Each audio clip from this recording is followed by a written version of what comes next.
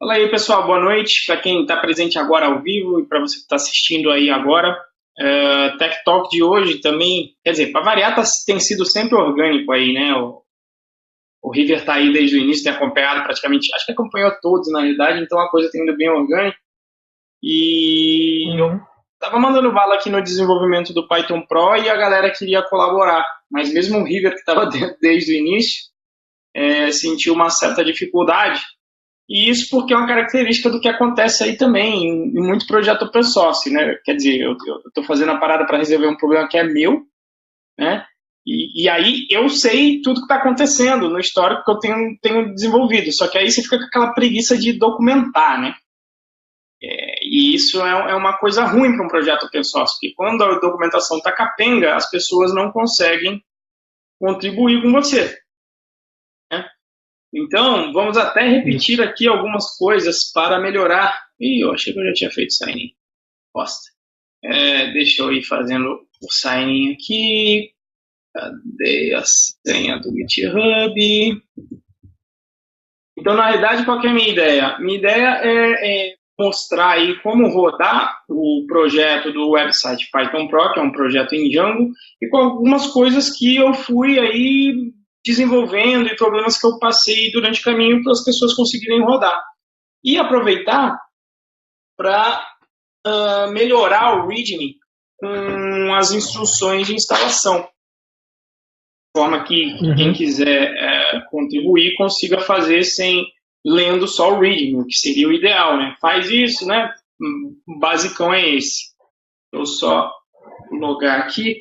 E o bom é que a gente faz uma revisão de como contribuir aí em um projeto open source quase qualquer, que tem gravado lá do início do que a gente fez, mas de toda forma a gente faz de novo. Então, o que eu pensei de fazer essa abordagem? O meu projeto está aqui, já feito o setup, mas eu estou pensando em baixar o projeto de novo, como se estivesse começando do zero, para passar pelas dores. Porque quando o projeto já está com o setup aqui, né, pronto, beleza. Então, eu vou deixar ele aqui de cola, né, para colar o que está acontecendo, e explicando o que tem nesses settings aqui e tal, mas pegar de cola caso eu, principalmente com o Docker, que eu não sou proficiente, né? Eu sei só a parte de desenvolvimento, né?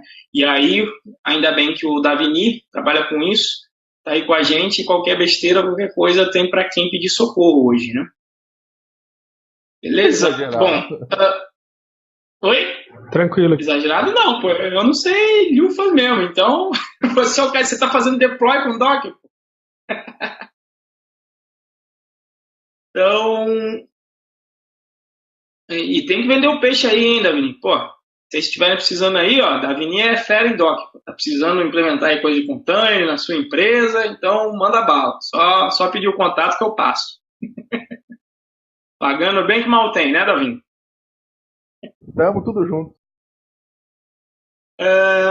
Tá, então eu estou aqui no site do projeto, tá? Tá dentro do grupo Python Pro BR e eu chamei de Python Pro Website. E a ideia é que a gente crie um README, né? Então, em geral, como eu já tinha falado no outro vídeo, eu costumo, mesmo que eu esteja trabalhando sozinho hoje em dia, às vezes eu costumo criar as issues aqui porque tudo fica documentado, né?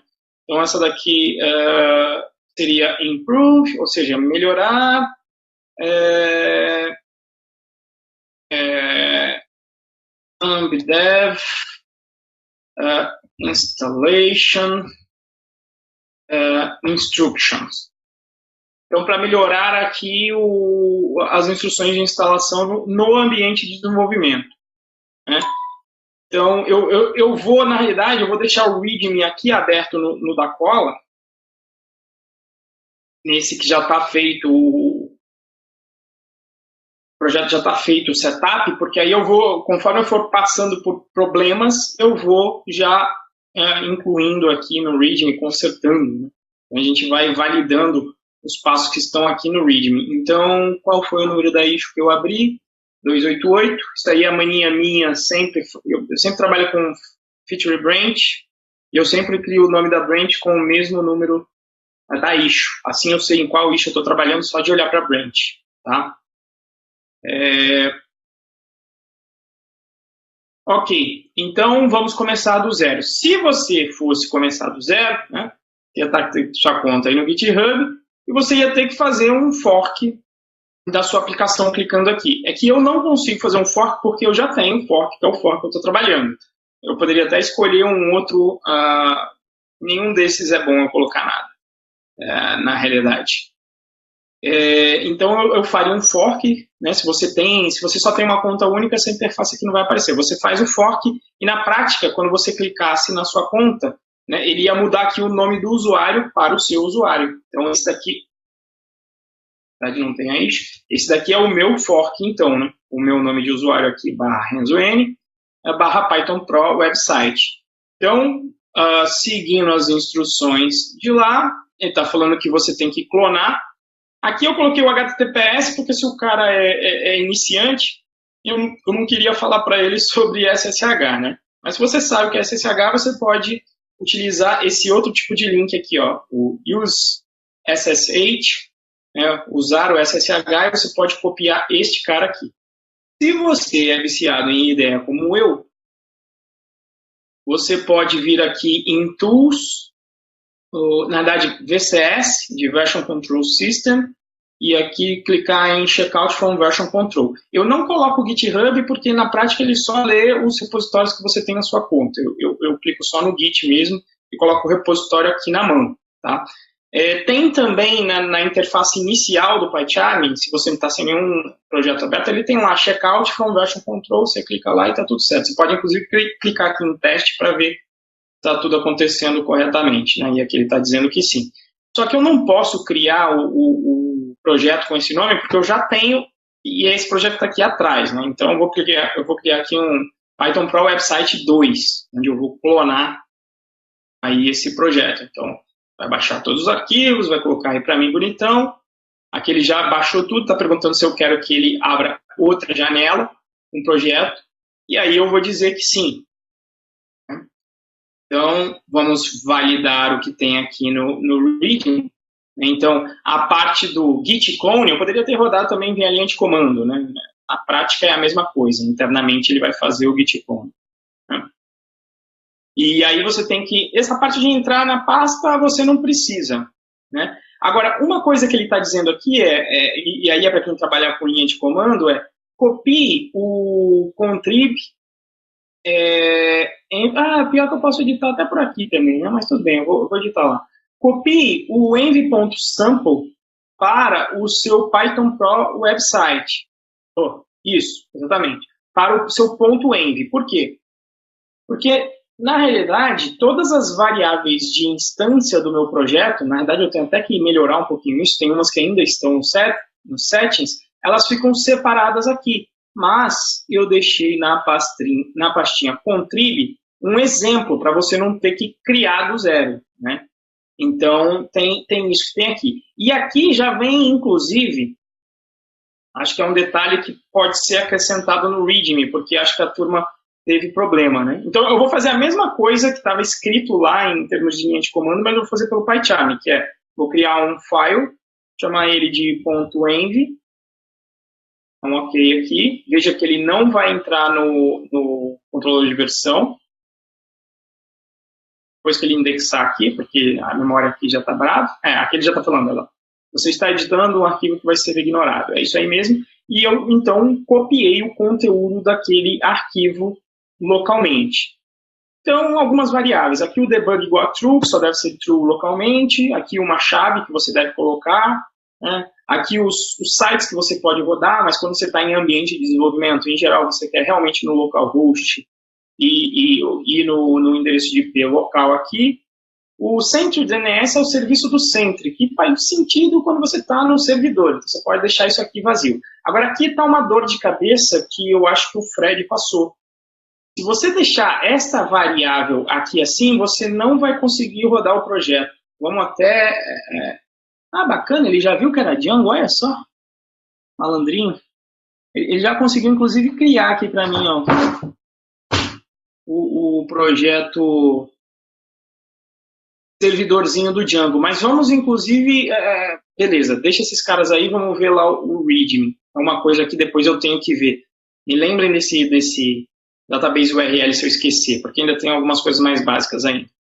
Aqui na linha de comando, eu estou falando para você criar um ambiente virtual com o Python 3, em particular tem que ser o Python 3.6. Então, isso é uma coisa para melhorar aqui no README, né? Deixa eu...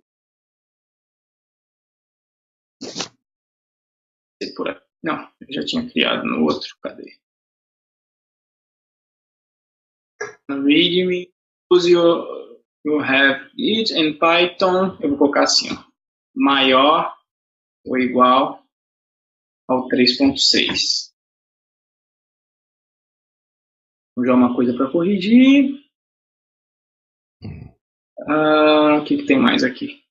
Ok, então criar o VirtualEnv com Python 3.6, né? Inclusive, o próprio PyCharm consegue fazer isso. Eu não lembro se eu mostrei isso alguma vez. Vamos tentar fazer. Então, você vem aqui no File, não Default Settings. Eu sempre esqueço, na verdade eu sei pelo atalho, que o default é o default para todos os projetos. Enfim, eu vou aqui pelo command vírgula, eu acho que era em PyCharm Settings, talvez.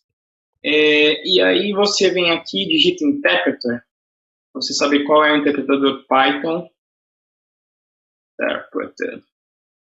E está instalado. E aí veja que ele está tentando utilizar, inclusive, um que está inválido aqui, né?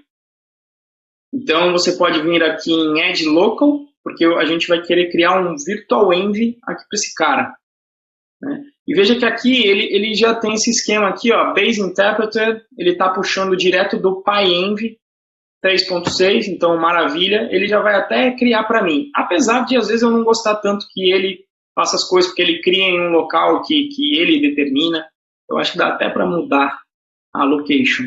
Ah, não, vai colocar no ponto .venv dentro do meu projeto, do jeito que eu gosto. Maravilha. Ele vai criar aqui uma pastinha ponto .venv com o meu VirtualEnv, né?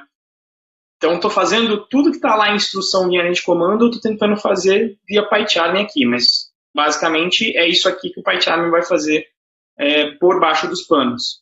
Então, ele vai instalar o VirtualEnv naquele local, e aí para ativar, tem que fazer o source.venv/bin/activate. Mas, quando você faz o setup via PyCharm, ou mesmo que se você setar o interpretador para um VirtualEnv que você pode ter criado, inclusive, via linha de comando, na prática, toda vez que você ligar o terminal pelo PyCharm, ele já aciona o VirtualEnv para você. Vamos ver se, por conta de ele ter criado, se ele vai fazer isso para mim. Olha aí, tá vendo? Então, ele já ativou para mim. Então, essa é a razão que, na prática, eu não preciso do VirtualEnv Wrapper, porque uma vez que você setou o VirtualEnv, o PyCharm já vai tomar conta disso. Inclusive, talvez seja porque ele está aqui indexando, às vezes, muitas vezes ele introspecta esses arquivinhos requirements com as suas dependências e fala, você quer que instale esse requirements que está aí? Né?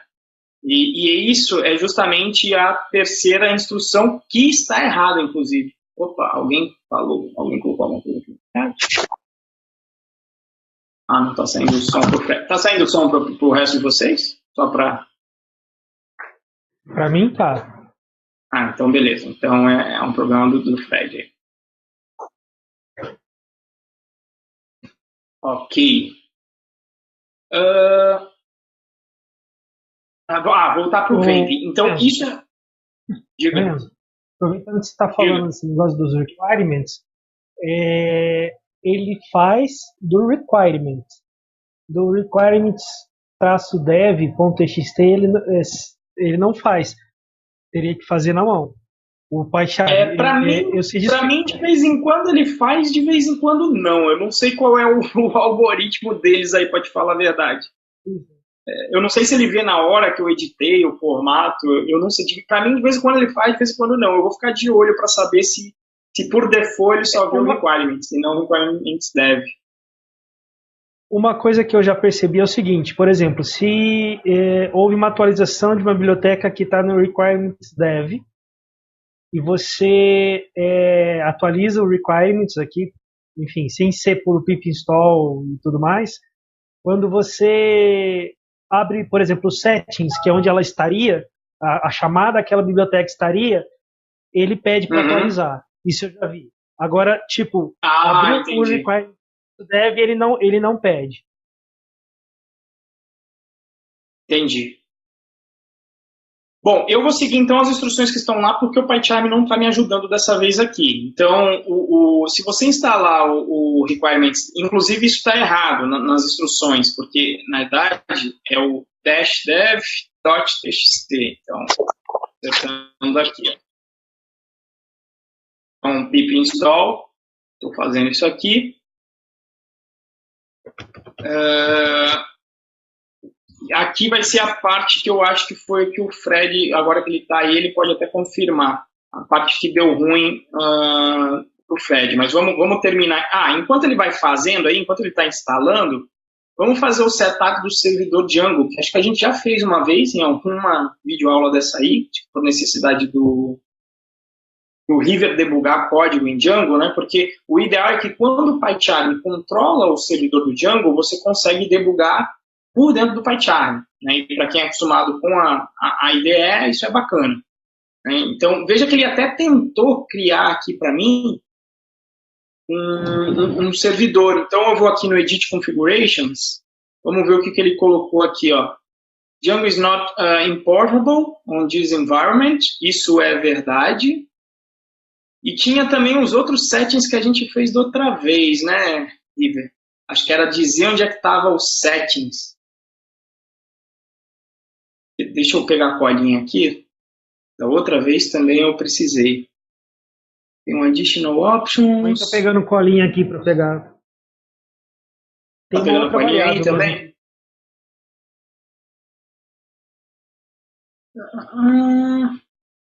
Django is not... o que ele está falando de Django is not importable é porque, na realidade, eu ainda estou instalando ele aqui, né? Está rodando, ó. Veja que está rodando aqui em background. Deixa eu dar um cancel aqui. A colinha está aqui, ó, nesse projeto que já está pronto.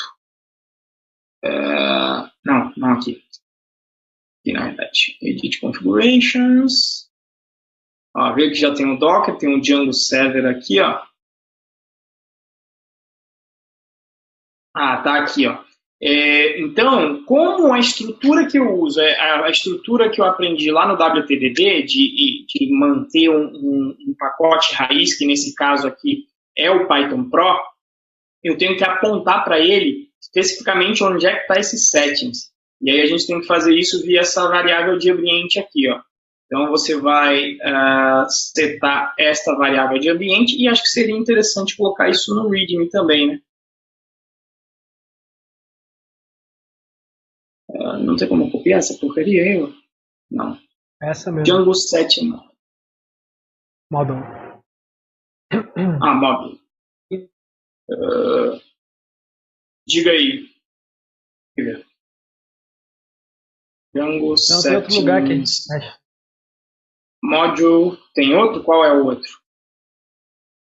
Então vai fazendo isso aí que a gente já... Python Pro Settings. Então você tem que setar, né?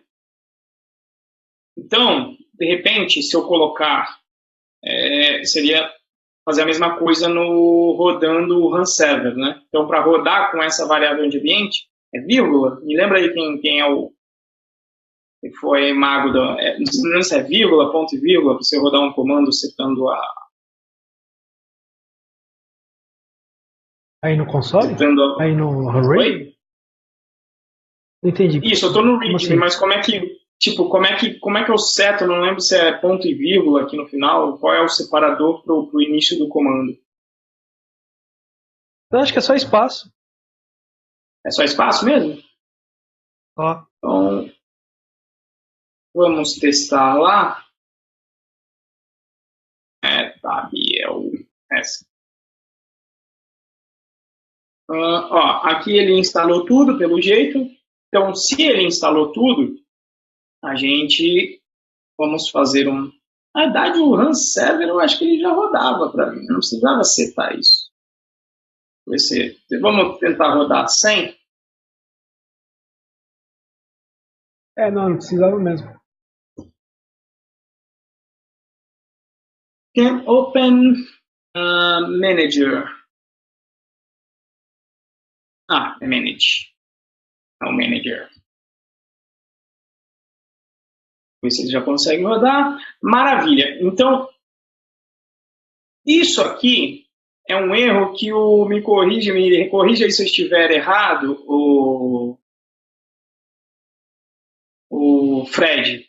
É o erro que você deve ter passado, né? Que é um erro que dá quando você não definiu direito o database URL. Se você for ver, no que eu acho que é até melhor no env sample, deixa eu fazer lá no outro.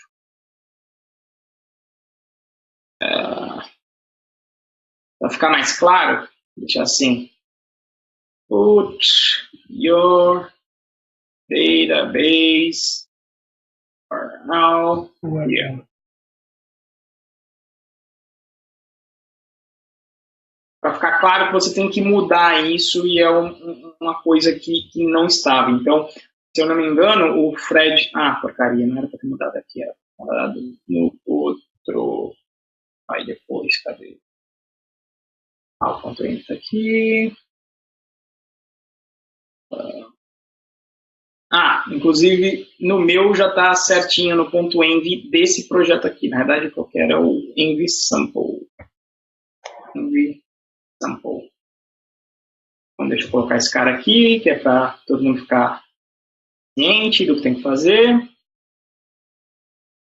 Ok. Eu vou apagar aqui, então eu vou voltar isso aqui. Não precisa nem voltar, porque eu não vou fazer nada. Bom, no meu ponto env, então, eu teria que colocar ou esta URL, colocar aqui, é o que a gente vai fazer depois. Então, inclusive, eu vou deixar comentado aqui. Se eu comentar, vamos ver se o servidor consegue rodar bacana. Olha lá. Aí eu já consegui rodar. Né? Então tem que colocar esse detalhe lá no README, né?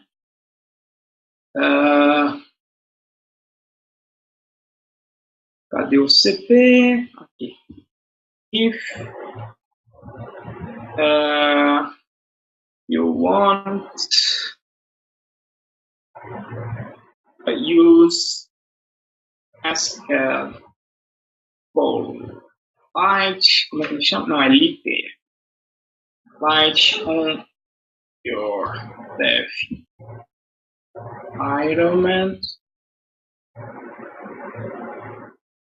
Please remove database URL from .env file. Certo? O que eu fiz.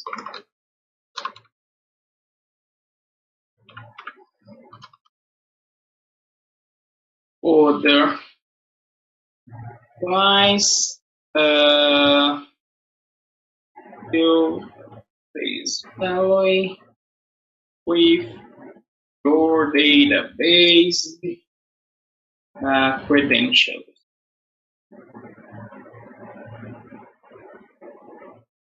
Ok. Então, acho que esse é o ponto que eu cheguei aqui, consegui rodar, então nem precisei colocar aqui o settings. Maravilha. Tranquilo? Então, até aqui, essa foi a primeira dor de cabeça que ele tinha dele. O outro erro que ele está dando, aí eu não sei se compensa, acho que compensa de repente, porque o novato ele pode seguir mais passo a passo, né? Mas aí no vídeo eu vou explicando o que eu estou fazendo.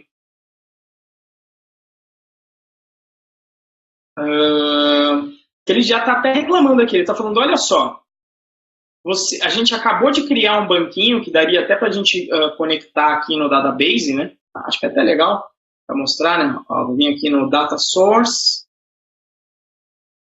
se a minha memória permitir. Aí eu vou conectar, nesse caso aqui, com... Cadê o... Aqui, ó, com SQLite. Você consegue conectar com o database aqui. Test connection. Aí eu vou dizer qual é o arquivinho que ele acabou de criar. Quando eu criei o servidor, ele acabou de criar esse cara aí, só que está dentro do meu projeto. Antigamente ele abria, em vez de abrir essa porcaria, ele abria no contexto do meu projeto. Então vou ter que procurar aqui, ó. Python 2, website, olha lá. O db.sqlite 3 só foi criado quando eu rodei o servidor, porque ele cria diretamente. Eu vou dar aqui um test connection. Pode fazer isso, ó. Ele está conectando aqui com o banco de dados. Olha lá, conseguiu. Um apply, um ok, e aí é legal porque dá para a gente conferir aqui a estrutura de dados que está no nosso banco, que é 0. Então, por isso que ele está pedindo aqui, ele está falando, olha só, e ele já está dando a resposta. Olha, você tem que rodar o Manage Migrate para aplicar as migrações, que são as migrações que estão dentro do projeto. Senão, na hora que você tentar acessar o site, provavelmente não vai rolar. Coisa que a gente já poderia tentar fazer aqui copiando. Vamos ver. Possivelmente ele não vai. Eu acho. Vamos ver se ele vai ou não vai. Rodou sem as migrations, né? Mas na hora que você tentar, por exemplo, dar não vai aparecer nada aqui em módulo, olha, ele já vai dar ruim porque, né, nem existe o banco de dados, tá? Ou mesmo entrar, de repente, também já dê ruim. Apesar que não, porque de início é só um form, né? Mas na hora que você tentasse fazer aqui, ele vai bater no banco de dados também e dá ruim aí. Vamos ver, ó. Vamos confirmar se dá ruim. Ó. Já dá, porque ele está falando, ó, não tem as tabelas do banco de dados. Então, para resolver isso, ele já deu ali qual que era a dica. A galera só comentando, mas sem fazer pergunta. Tá. Eu tenho que fazer aqui. Tá. Vou parar então aqui o servidor, tá? Com Ctrl C. E aí eu vou rodar o Python Manage. Inclusive para esse Python Manage, eu criei um alias, tá? Então tudo que está lá Python Manage tem que seguir realmente o Python Manage, mas eu criei o alias para ser igual o ensinado da DDD para só digitar o Manage. Então eu vou colocar o Manage Migrate, que aí ele vai, olha lá, deixa eu até colocar aqui, ó. Veja que não tem esquema nenhum nesse SQL aqui. Então eu vou dar um Manage Migrate, o que ele vai fazer? Ele vai aplicar as migrações, que serve só para criar as tabelas. Então a partir desse momento, se eu dar um refresh aqui no meu banco de dados, veja que agora tem várias tabelas aqui relacionadas ao usuário e etc. Você pode usar. Então se agora de novo eu rodar, inclusive ele agora parece que tirou Agora ele disse que está dando certo, né?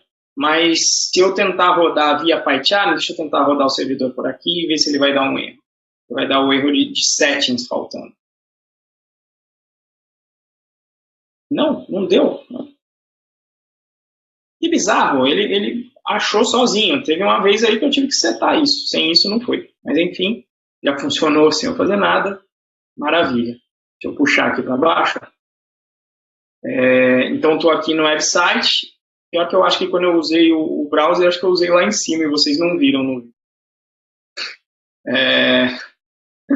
Enfim, acreditem que deu pau naquela hora, tá? Então agora, se você clicar aqui em entrar, ele ainda não tem nenhum usuário, né? Então, para criar um usuário, você... Deixa eu parar. Não. Para criar o usuário, eu vou rodar o Manage, Create, User. Aí ele vai pedir um username, olha lá, vou deixar meu nome mesmo, que é Renzo, um endereço de e-mail, renzo@pythonpro.com.br e um password, ele não gosta de password fácil, então tem que colocar um ligeiramente difícil. Eu criei o meu usuário. Nesse momento, então, eu consigo logar com o meu usuário. Vamos tentar aqui. Consegui logar, maravilha. Só que aí, quando você vem aqui no módulos, veja que não aparece nada. E uma opção seria o quê? Você entrar no admin do Django e ver as tabelas, porque para aparecer aqueles... E aí eu já estou entrando até na parte da arquitetura para explicar para a galera, né? Então eu dividi o conteúdo numa hierarquia. em que a gente tem os módulos, embaixo dos módulos você tem sessões, embaixo das sessões você tem os capítulos, e aí finalmente dentro de cada capítulo você tem os tópicos. Mas aí criar isso tudo aqui na mão, você ia ter que vir criar um módulozinho aqui Vamos até criar um aqui para você ver acontecendo. Vamos colocar uma descrição aqui, slug full, objetivo, aqui o público-alvo, dá um salvar e entrar aqui no website, mas aí tem que estar logado. Se você já clicar, inclusive, nos módulos, ele já aparece aqui. Para quem não está logado, ele aparece assim. Se você já estiver logado, tá, ele me deslogou porque eu entrei no localhost. Não deslogou, na verdade eu não estou logado no localhost. Aí eles aparecem aqui em cima, para quem está logado. Tá? Você não precisa ver essa visão, tá? Onde ele já mostra, olha lá o que eu falei. Embaixo de módulos, vem as sessões. Eu posso até chamar depois de sessões aqui mesmo. E não tem nenhuma sessão, então você ia ter que ir lá no admin, criar uma sessão, chato pra caceta, blá blá blá. Mas aí, na minha app de módulos, que é essa daqui, respectiva àquele cara, então veja que aqui eu tenho, na realidade, eu fui montando dentro da mesma app, eu fui separando as coisas. Então, ó, tem as views de tópicos, tem as views de sessões, a view dos módulos e a view, na verdade, e dos capítulos aqui em cima. Tá? Alguém digitou alguma coisa aqui? O que está pegando? Essa é a pergunta. Renzo, o lag tá grande. Tô vendo a tela de login agora. Voltou para a chave. Fala agora, te ajuda a ver se o lag é geral. Vocês estão vendo? Admin do Telegram. Beleza? Então acho que é comigo. Se for só com você, aí talvez seja qualquer vai ter que ver a gravação depois.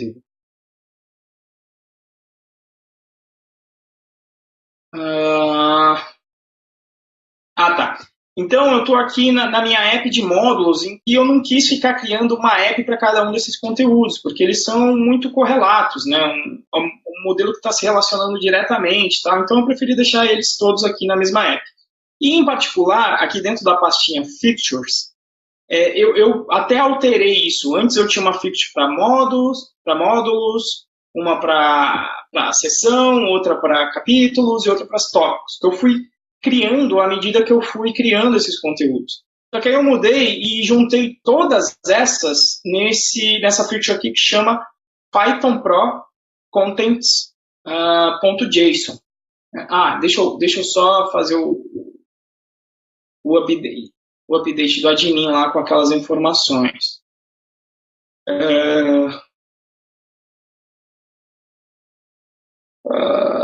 You can apply functions to generate database schema. E aí, então, você vai ter que rodar. Opa.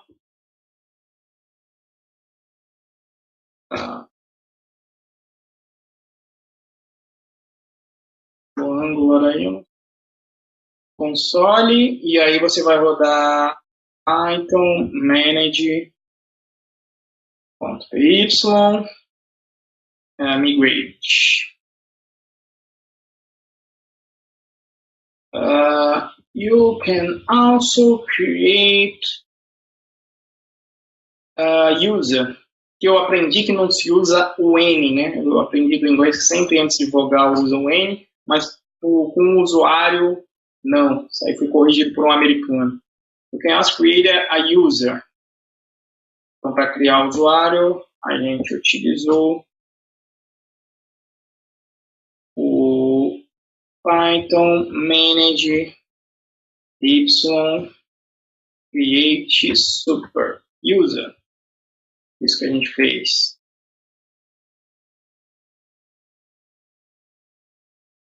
Vou deixar isso aí para rodar, porque aí o cara já vê funcionando. E as features, se voltar para as features. Então, como eu estava falando, eu criei aqui esse Python Pro contents JSON que vai popular com alguns módulos, com algumas sessões, de forma que você não tem que fazer isso aí na mão.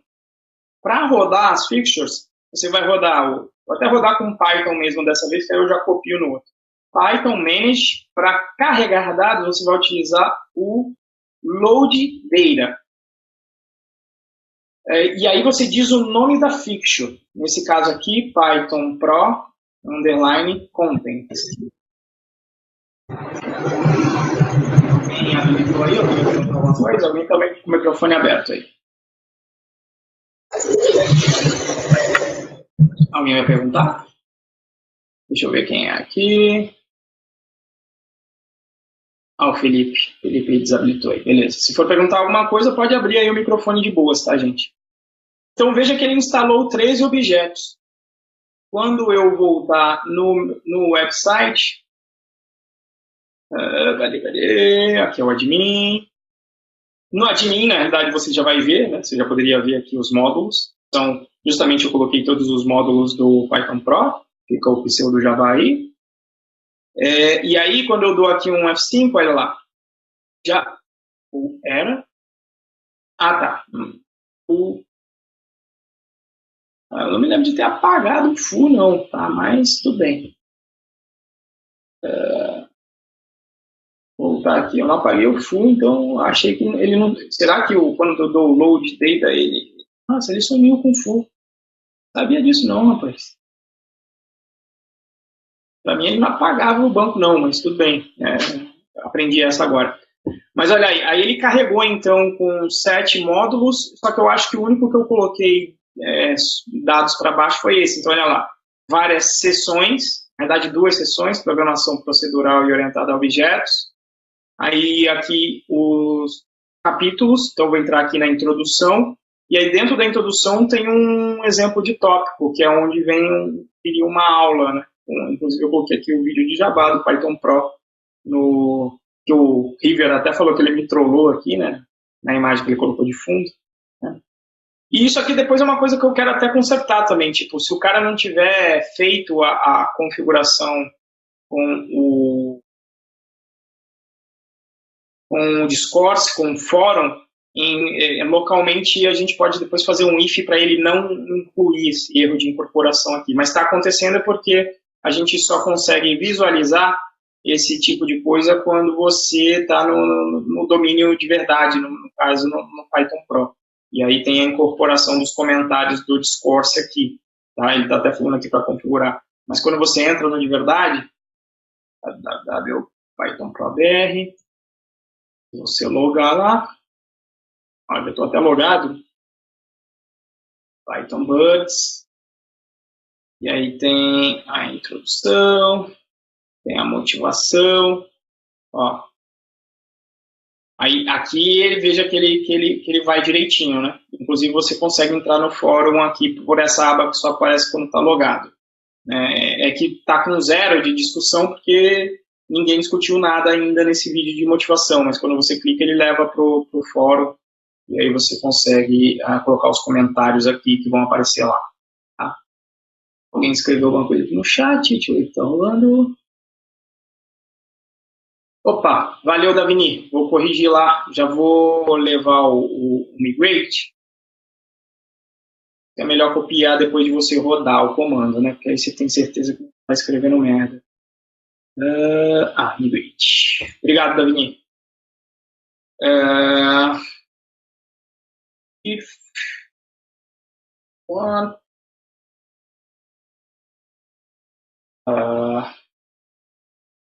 populate database with some content, run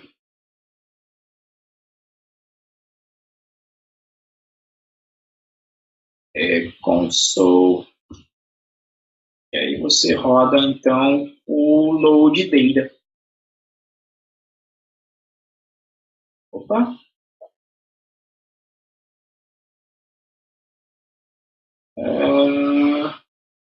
E é isso. Beleza? Para fazer o setup aí então, galera. Tem mais alguma dúvida aí de setup? Aí a gente, não tendo dúvida nessa parte, a gente vai para a parte 1. O Felipe está mandando vídeo, tem como desabilitar também? Aqui de boa. Deixa até eu parar de mandar o vídeo também, cara. Vamos a banda aí, não tem por que ficar vendo minha cara, né? Então, alguma dúvida aí, galera? Se não tiverem, sei lá, digita M, só para eu saber que tem alguém ainda vendo. Tá de boa aqui. Beleza? Então, esse foi o setup para você ter o teu ambiente rodando com SQLite. Beleza? Tranquilinho. Só que aí, o que acontece? Conforme você vai desenvolvendo, e aconteceu comigo, o que acontece? O SQLite é um cara que ele é mini, ele roda ali num arquivinho e tal. Então, várias constraints que você tem. Alguém lembrar aí da tradução de constraint? Não é limitação. Bom, restrição. Várias restrições que você coloca no banco de dados, como, olha, esse valor não pode ser nulo. Em particular, eu passei foi esse. Olha, esse valor não pode ser nulo. Como o SQLite é realmente um cara que é um arquivinho, várias dessas ele não implementa. Então, significa que aquilo está definido no teu RM, mas quando você está testando mesmo, inclusive eu não falei dos testes, né?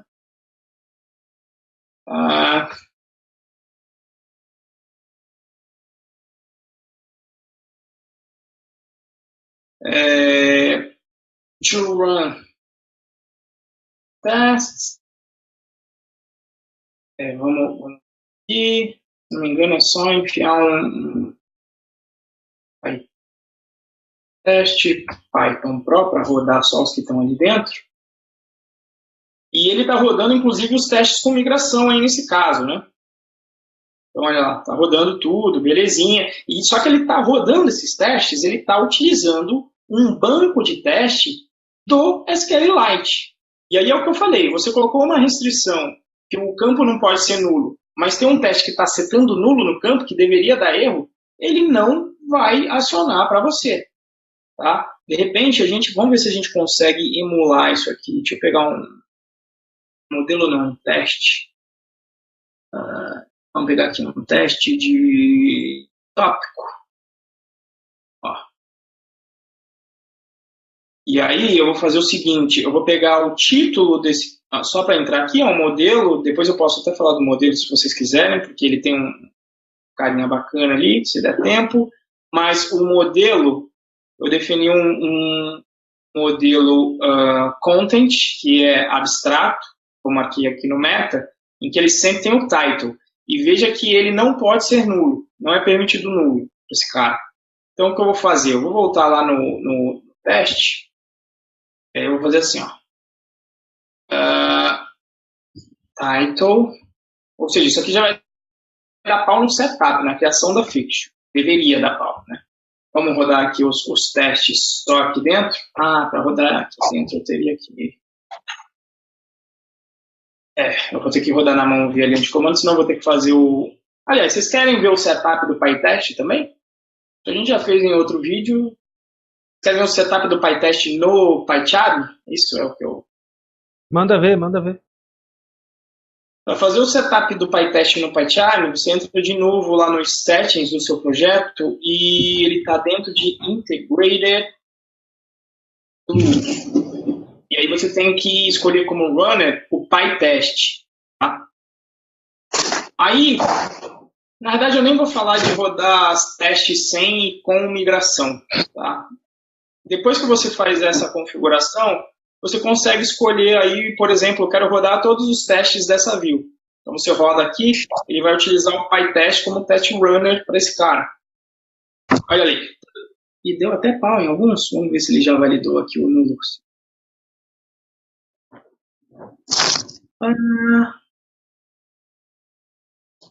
Sacanagem. Não, ele conseguiu validar. Se alguém souber alguma constraint que não funcione, apesar que eu não sei se não é o database. Estou na dúvida se não é o RM do Django, na realidade, que tá validando, não o banco de dados.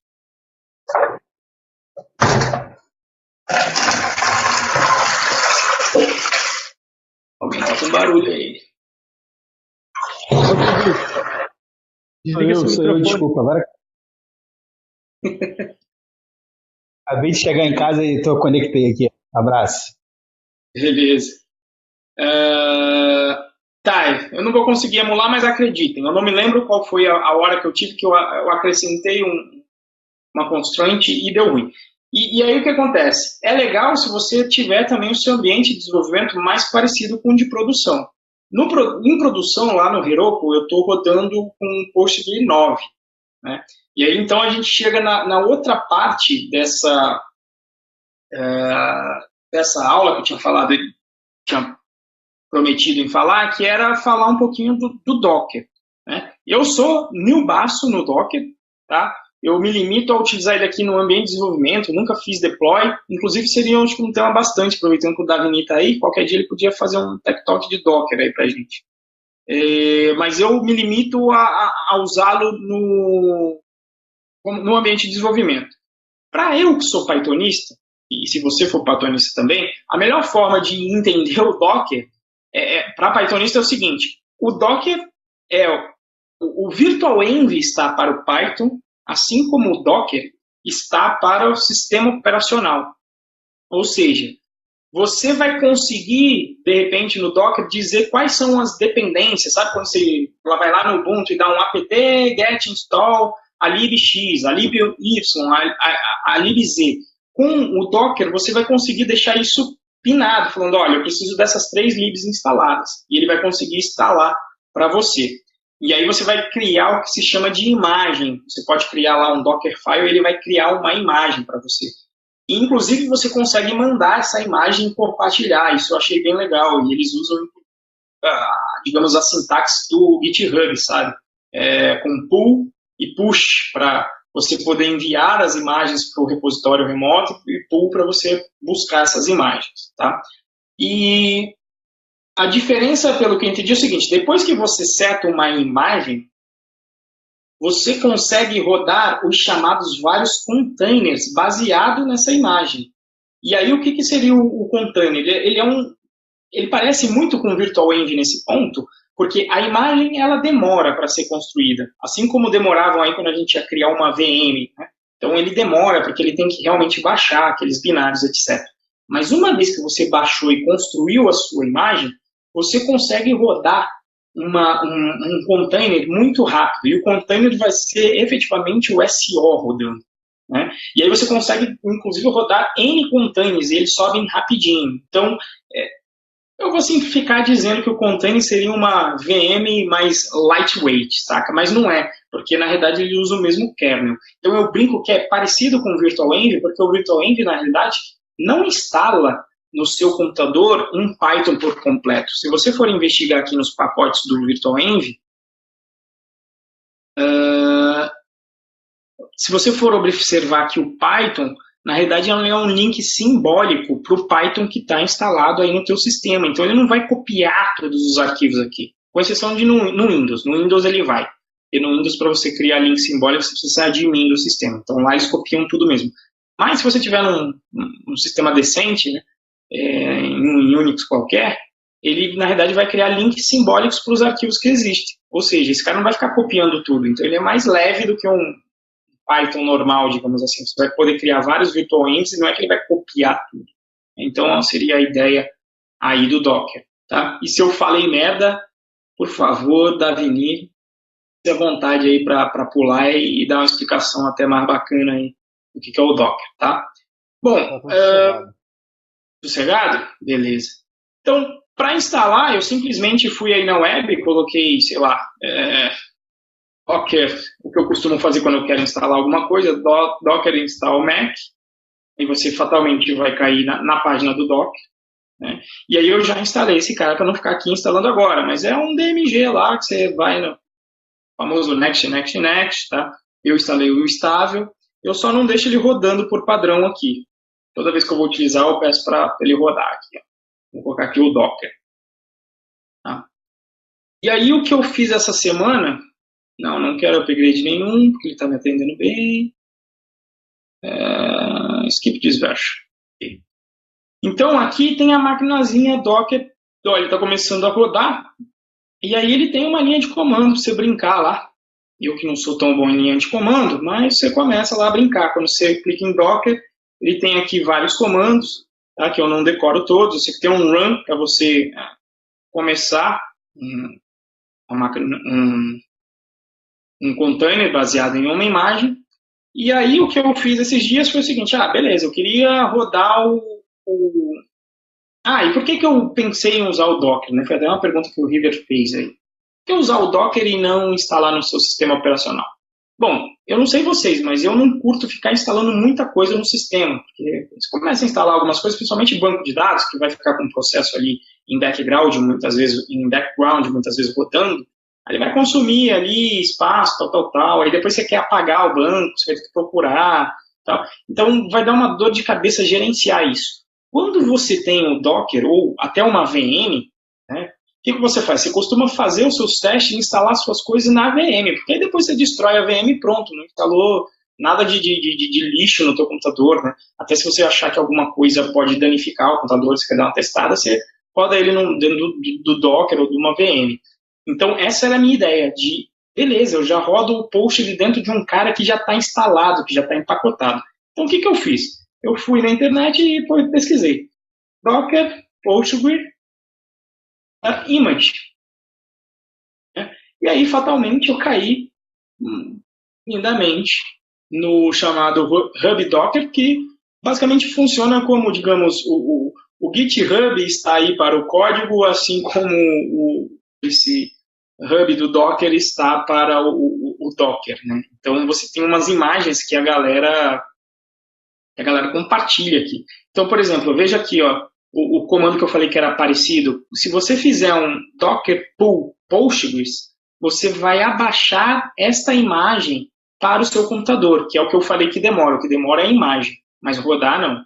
Em particular, você pode baixar uma versão específica, que eles chamam de tags aqui, e chamam também os releases no Git também são chamados de tags, né? Então você pode baixar também um release com uma tag específica. Como lá no Heroku eu estou com Postgres 9, eu quis deixar bem parecido com o meu ambiente de desenvolvimento. Então eu baixei esse cara. Não que eu precisasse baixar, se eu desse o run direto ele já ia baixar automaticamente. Mas como eu quero baixar a versão 9, inicialmente eu tinha feito isto aqui, ó. Então, docker pull Postgres. Aí você coloca os dois pontos e o número da tag, que no meu caso eu queria o Postgres 9. Ele não vai baixar agora porque eu já baixei, tá vendo? Então ele está falando aqui, olha, essa imagem já está aí, mas se eu baixasse uma outra, eu não vou baixar só para não ficar consumindo banda aqui de bobeira, porque já está dando lag aqui no vídeo da galera. Então ele já baixou essa imagem para mim. Aí beleza, eu continuei aqui no processo, fui lendo aqui, quick reference, blá blá blá blá blá blá. Eu falei, não, quero saber como que roda, né? E em algum momento ele chegou. Olha, rode o Docker Run, aí você pode colocar opcionalmente um nome para o seu container. Você seta uma senha via esta variável de ambiente aqui, ó, essa opção aqui do Postgres Password. Você pode dizer qual vai ser a senha do seu porcaria. Viu? Vou copiar.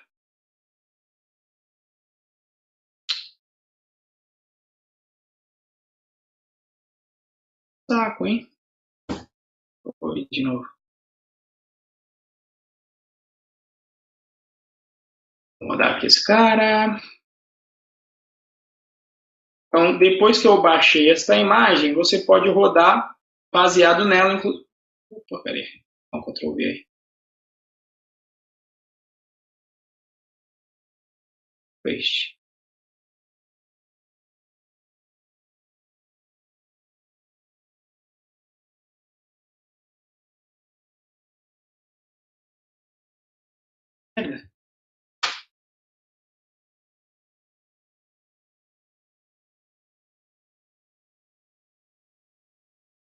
Bash, que bash, o cacete, eu tô copiando o negócio aqui, pô. Copiar de novo. O que tá pegando aqui? Tá copiando aí? É esse comando que eu quero. Quer saber? Terminal do...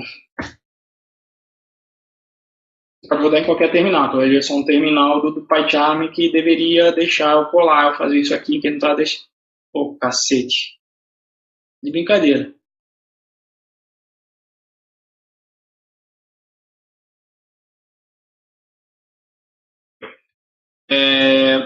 Então aqui o que eu estou fazendo? Quando eu digo. Que putaria é essa? Não mexi em nada. Ah, tá aqui. Então, quando aqui eu estou fazendo o Docker Run, eu estou falando para ele, olha, eu vou querer rodar um container, eu querer inicializar um container, que você nem precisa passar o name, isso aqui é opcional, se você não passar, ele vai criar um para você. E é uma especificidade dessa imagem do post. Então, ele está dizendo aqui, ó, você pode passar a sua senha através dessa variável de ambiente, eu vou colocar aqui um pass, e aqui ele está rodando esse "-d" para ele rodar em modo detached, se eu não me engano. Que é o que? Se você rodar sem o "-d", ele vai rodar o container e se não tiver nenhum processo que rode infinitamente, ele simplesmente vai rodar o container e vai desligar. Então eu já vi muita gente que usa o Docker em si praticamente para fazer um executor, que é um executável. Pega isso, roda alguma tarefa e depois desliga. Então, se você quiser que ele continue rodando depois de executar os seus processos, mesmo os que ficam em background, você coloca esse "-d" aqui, pelo que eu entendi, e aqui ele vai rodar com o usuário push. Vamos ver se isso aqui vai funcionar. Ou seja, eu vou... Aqui está dando, inclusive, um conflito, porque eu já tinha um com esse nome. Então, eu vou, inclusive, rodar aqui sem o -- name para validar que se você não colocar nome, ele cria um container genérico para você. E olha lá, ele criou. Basicamente, ele colocou o hash do container para mim. Então, nesse momento, você consegue, inclusive, com o Docker PS, se eu não me engano, olha lá, investigar quais são os containers que estão rodando. Veja que eu tenho aqui esse Postgre aqui. Tá? Agora, o que essa imagem que eu baixei do Postgre faz? Se você ler aqui na documentação, ele está falando que, olha só, ele já tem o Postgre instalado, bonitão, tá? E ele está expondo a porta 5432. Tá? Mas, o que acontece? Isto é o container que está expondo. Se você quiser que essa porta fique visível no seu computador local, você tem que fazer o mapeamento de porta. Se eu não me engano, esse é o nome. Está aqui. Ó. Ele está fazendo um mapeamento aqui. Tá? Então, ele está mapeando a porta 8080 do meu computador para a porta 8080 do container que está rodando. Então, esse container aqui na prática rodou, mas ele não está exportando esse endereço para nenhum lugar. Tá? Então, na realidade, eu não lembro qual é o comando. Então, eu posso rodar um Docker help, se não me engano, acho que é o "-p". Help.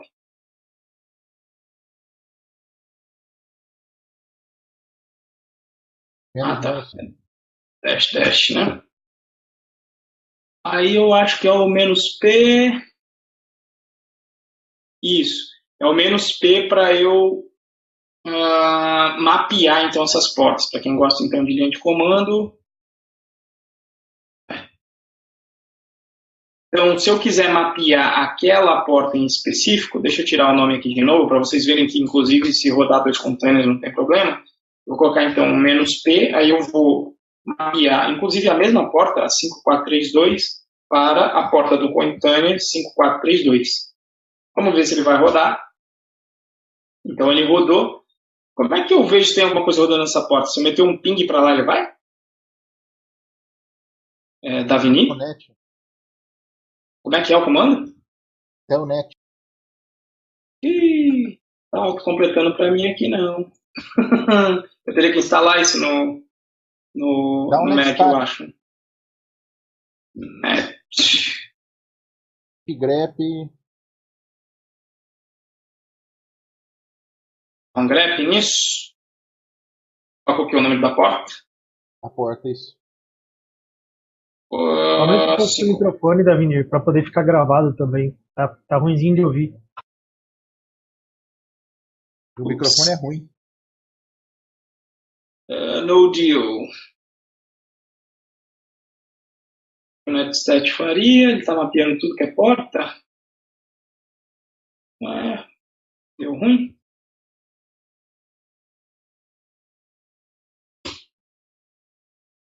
O app não rolou. Será que eu mapeei para outra porta? Deixa eu ver aqui. 5432, 5432. O menos P não roda com string? Como? Não teria que ser string ali no menos P? Aspa, porta, dois pontos, porta, aspa. Aqui? Vamos ver. Opa! Ah, tá, porque eu já estou rodando num... Ela já está alocada já. Eu tentei colocar, ou seja, eu tentei colocar outra, então ele já deu ruim, porque aquele já estava rodando. Então, beleza, foi uma forma indireta, no fim das contas, de alocar, né? Então, basicamente, esse foi o comando que eu rodei para rodar esse container aí. Se você for viciado em IDE, né? Dois aqui, tô. Se você for viciado em IDE, o PyCharm, ele tem aqui esse aplicativozinho aqui de integração com Docker, em que ele já fala tudo que está rodando para você aqui, ó. Tá? Então você consegue visualmente também brincar com esse tipo de coisa. Você consegue fazer um setup, inclusive aqui dentro. E isso eu demorei um pouquinho para fazer, porque eu achei até mais fácil via linha de comando fazer isto aqui do que a interface do PyCharm para a criação dos containers em si. Tá? Então, eu vou... Como é que... eu me lembro que tinha um atalho para eu remover todos os containers. Só que eu não lembro agora. Vai ter que ser o docker rm f na mão. Aí você coloca o ID do container que você quer. Aqui eu parei de novo. Docker PS. Está rodando aqui, tem essas duas. Então eu vou dar um docker rm-f para essa que começa com AE, é esse container que está aqui, ó. Eu vou parar esse cara aí.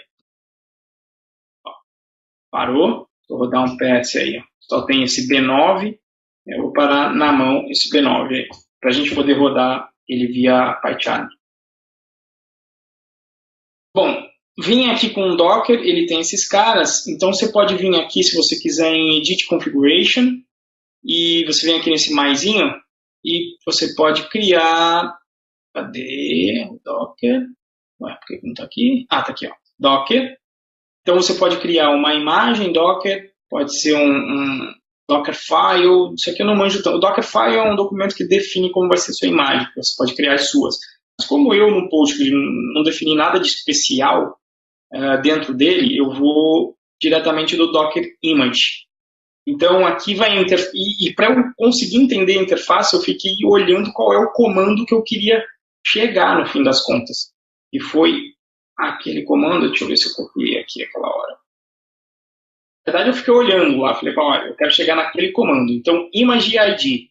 Então era justamente aquela imagem que eu peguei lá do site. Então era Postgres, e como eu quero a tag, eu coloquei Postgres 9. Eu posso dar um nome para ele, que eu vou chamar, sei lá, de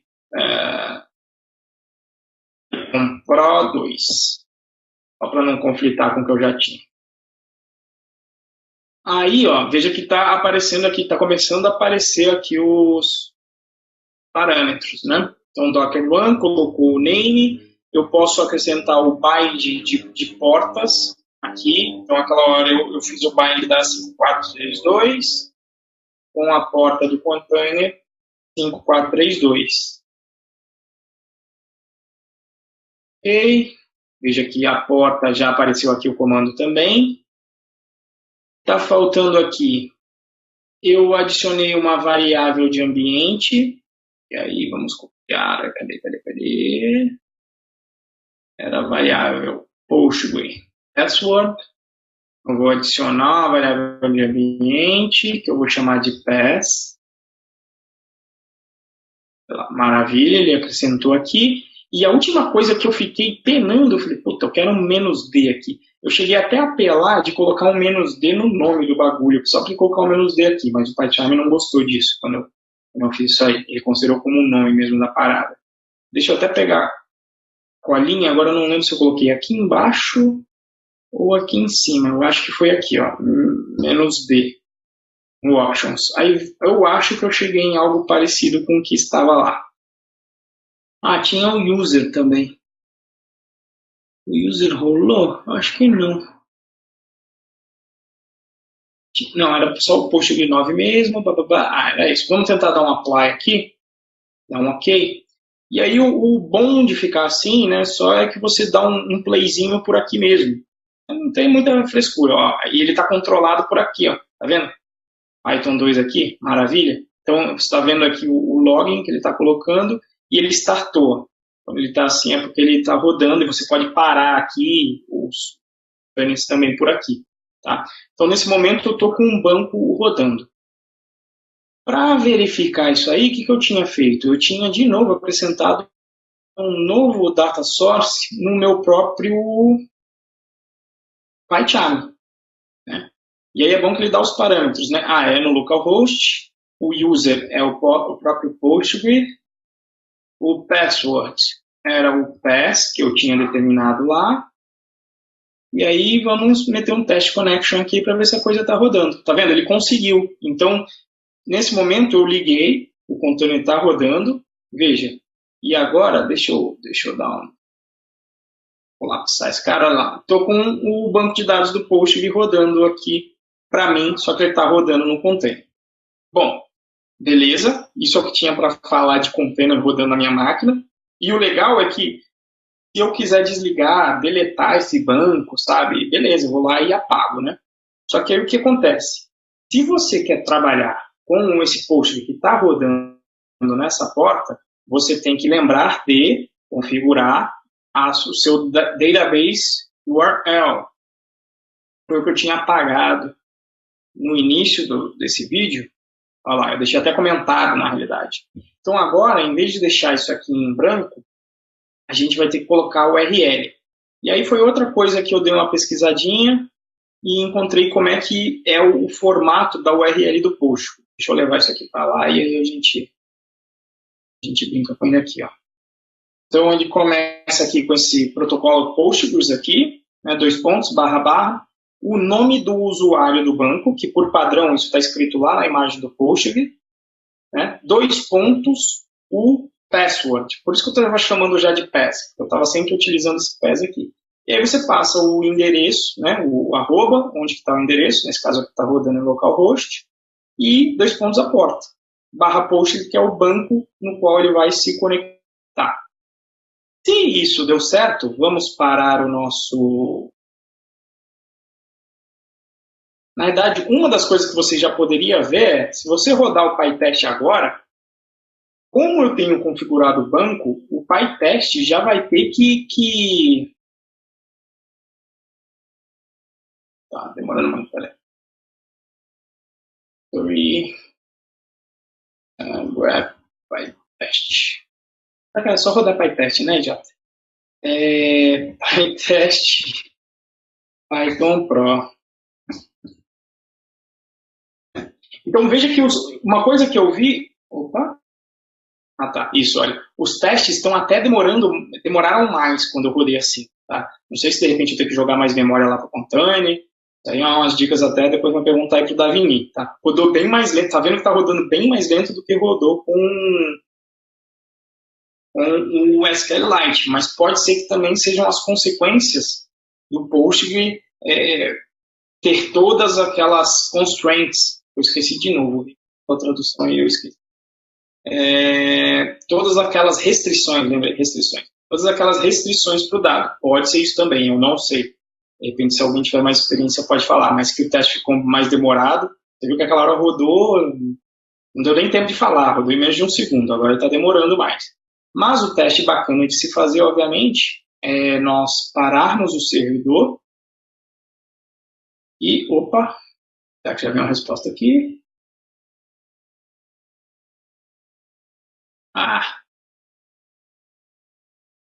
Eu acho que para testes o MariaDB e Postgre possuem um overhead bem maior. Sim, eu também já acho pelas constraints, né? Uma coisa que eu fiz de início, para pelo menos não passar tanto aperto, isso. Uma coisa que eu tinha feito de início foi, pelo menos no meu servidor de integração contínua, Travis, eu instalo o Postgres, ó. Lá você tem uma opção, que é esse comandozinho aqui, para instalar o Postgres. Tá até aqui, ó, service PostgreSQL, e eu instalei o Postgres.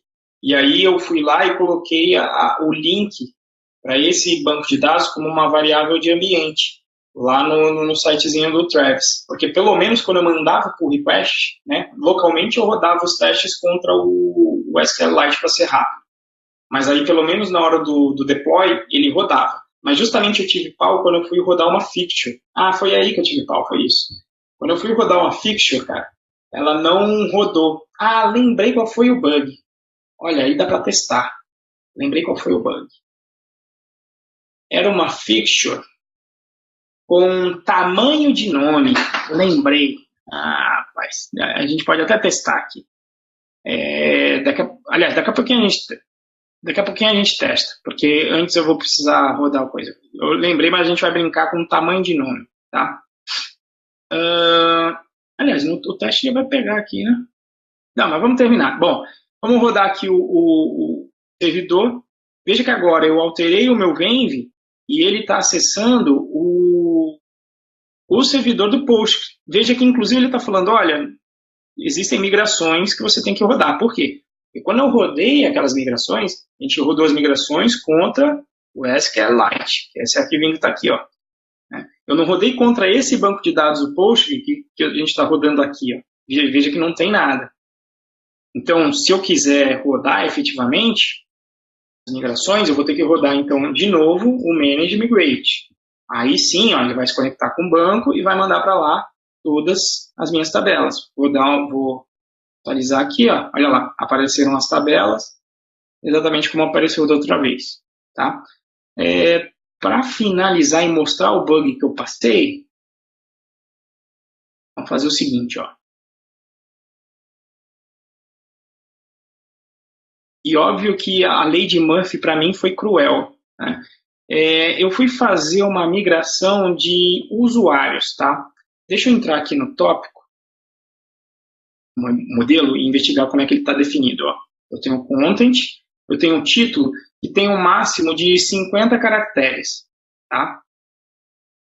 Então, vamos fazer o seguinte, vamos de novo no teste tópico views e vamos fazer o seguinte então, né? Title igual a hora que vezes com string é útil. 51, né? Então, isso aqui já tem que dar ruim porque é a limitação do banco de dados. Vamos rodar só esse teste aqui para ver. Aliás, pode ser qualquer teste que ele vai rodar essa fixture aqui. Posso rodar esse aqui que ele vai rodar o topics. E tem que dar merda, porque eu estou tentando infringir a restrição do banco de dados. Agora eu não sei se acho que o próprio Django pode pegar de repente. Vamos ver se ele não vai pegar também aqui. Apesar que foi só Não, acho que foi só no load. Mas enfim, eu vou tentar fazer aqui. Ó. Vou mudar o env, eu vou comentar para ele agora executar os testes contra o SQLite. Deixa eu ver se vai ser o Django que vai pegar. Olha lá, tá vendo? Aconteceu. Olha lá, o teste passou aqui, porque eu estou rodando. Olha, eu comentei. Então, ele rodou contra o SQLite. Quando eu tiro a restrição, olha lá. Então vê que o Django está pegando a restrição do banco de dados. Quando eu rodo contra o Postgre, que é o que eu estou fazendo aqui agora, olha lá, dá ruim. Então, esse é o problema de você rodar com um banco de dados diferente, né? Porque as constraints podem ser diferentes. E, em particular, o SQLite para ele, né, como ele é light, né, ele realmente ele relaxa várias das restrições dos bancos de dados, tá? Então ele não vai manter a consistência como um banco de dados parrudo, como o MariaDB ou o Postgre. Deixa eu ver aqui o que a galera estava comentando. A SQLite não tem TCP e nem todas as garantias. O SQLite até que é bom em alguns casos, ainda mais se for um app fazendo as queries, nada simultâneo ou abusando de isso. Tem também essa parte de tunar aí, né, de acessos simultâneos. E isso, aí a gente mostrou na prática aqui o que o Davi falou na semana passada, né? E eu ainda dei um azar desgraçado, por quê? Porque vocês viram que eu tinha comentado que eu falei, não, pelo menos o Travis pega. Então, se eu mandasse esses testes aqui, falhando com esse problema aqui, e eu mandasse lá como um pull request, beleza. Só que qual foi o meu problema? A Lady Murphy. Eu criei um dump de data de usuários. E aí, obviamente, que eu não queria os dados dos usuários do Python Pro abertos no meu controlador de versão. Então, o que eu fiz? Eu quis fazer o load data direto para o banco de dados de produção. E, obviamente, que aí não passou por pull request, e não passou pelo teste. Aí foi quando, pela primeira vez, eu fui mordido por causa disso, entendeu? Mordido pela diferença dos bancos. Na hora que eu fui rodar, eu falei, porra, mas rodou local, por que deu ruim? Aí eu lembrei, né? Falei, pô, eu rodei contra a SQLite aqui, e na hora de rodar em produção, eu rodei contra o Post. E aí deu merda. Né?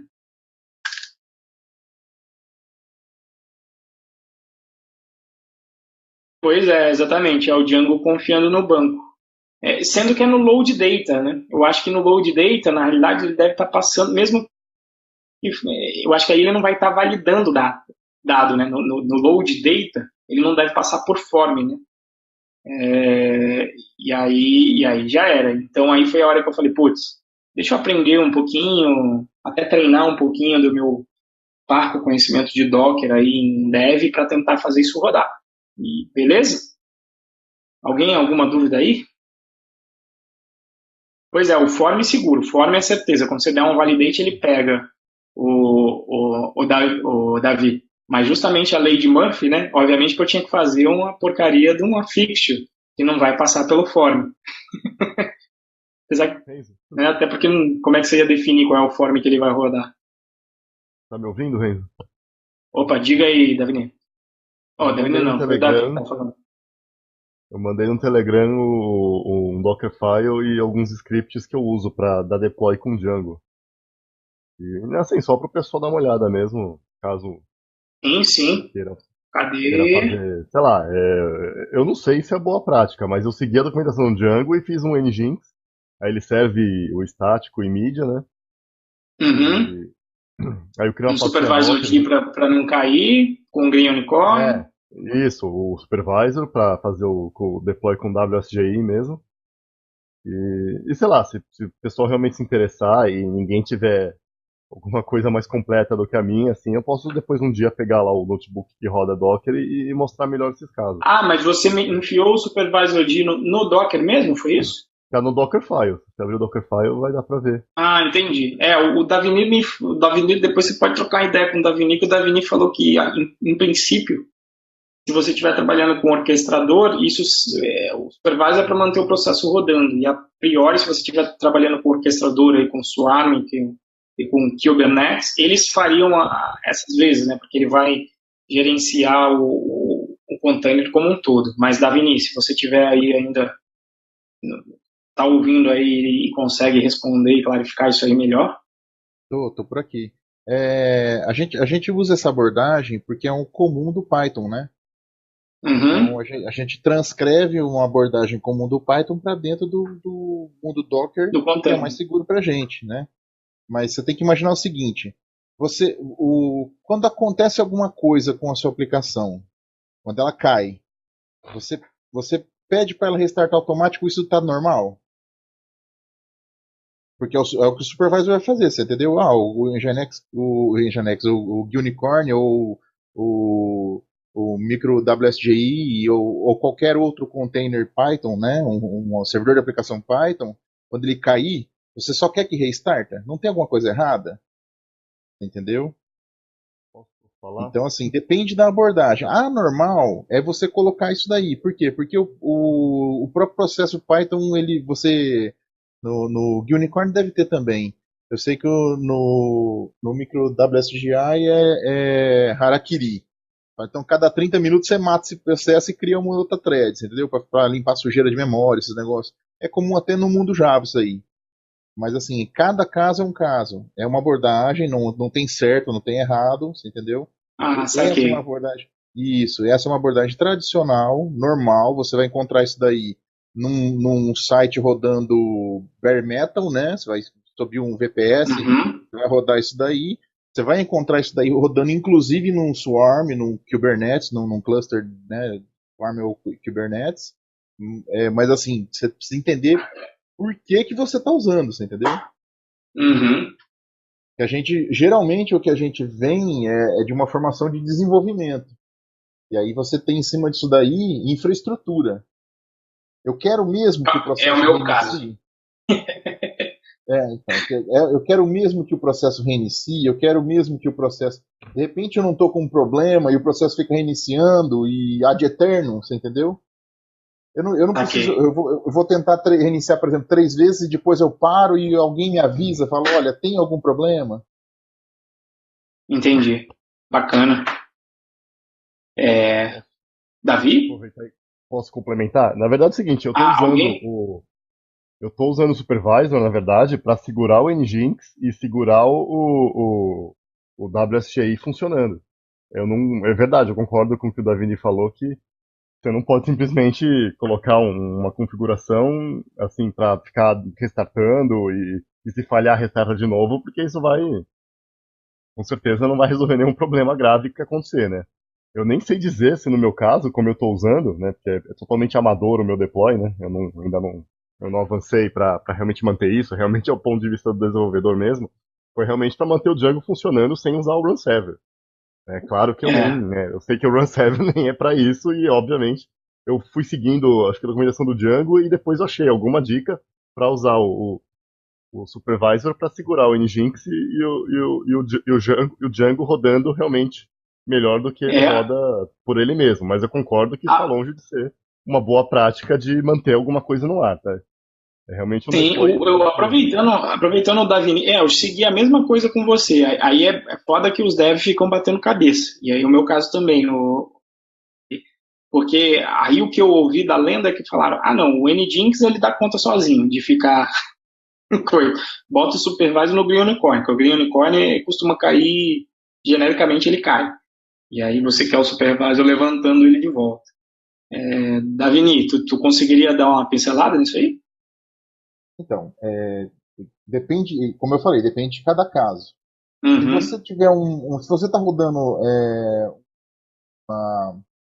uma rotina, né, um contexto de missão crítica, de pagamento, de recebimento, de faturamento, você entendeu? E outros mentos aí, o que que acontece? Você vai querer que seu sistema fique reiniciando? Tudo bem reiniciar uma, duas, 3 vezes, você estipula isso, entendeu? Vamos supor que aconteceu um evento, sei lá, uma publicação de novo código, você entendeu?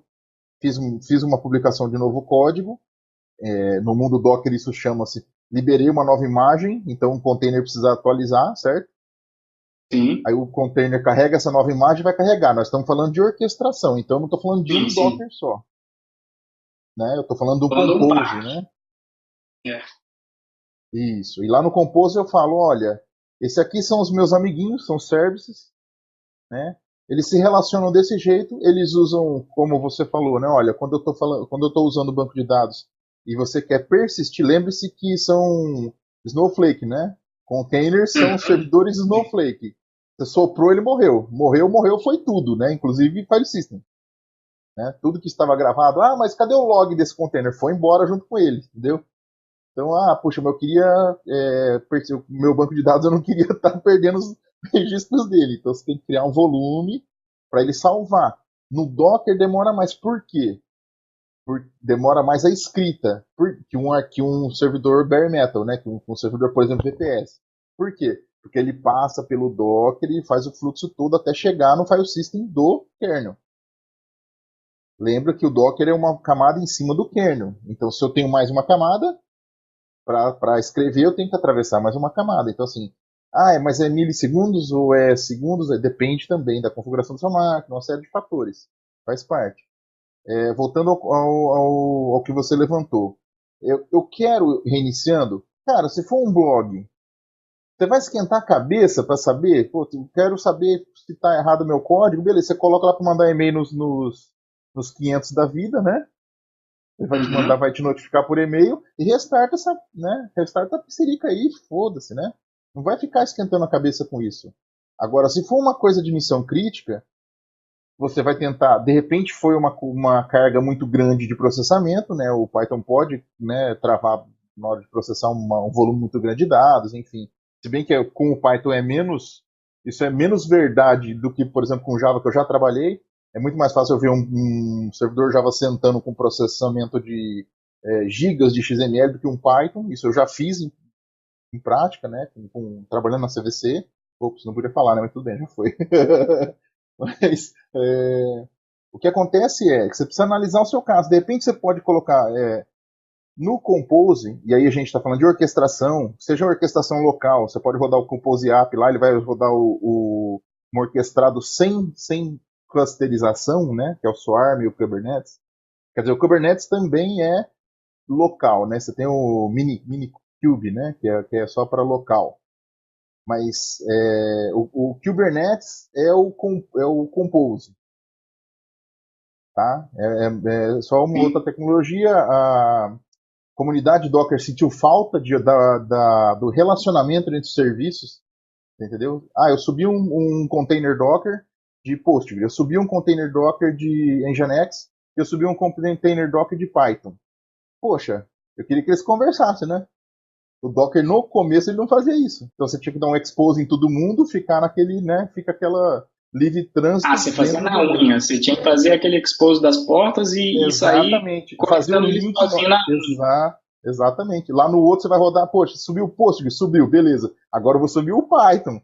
E lá no Python eu vou falar link desse cara com o Postgre, com a minha porta lá no Postgre, entendeu?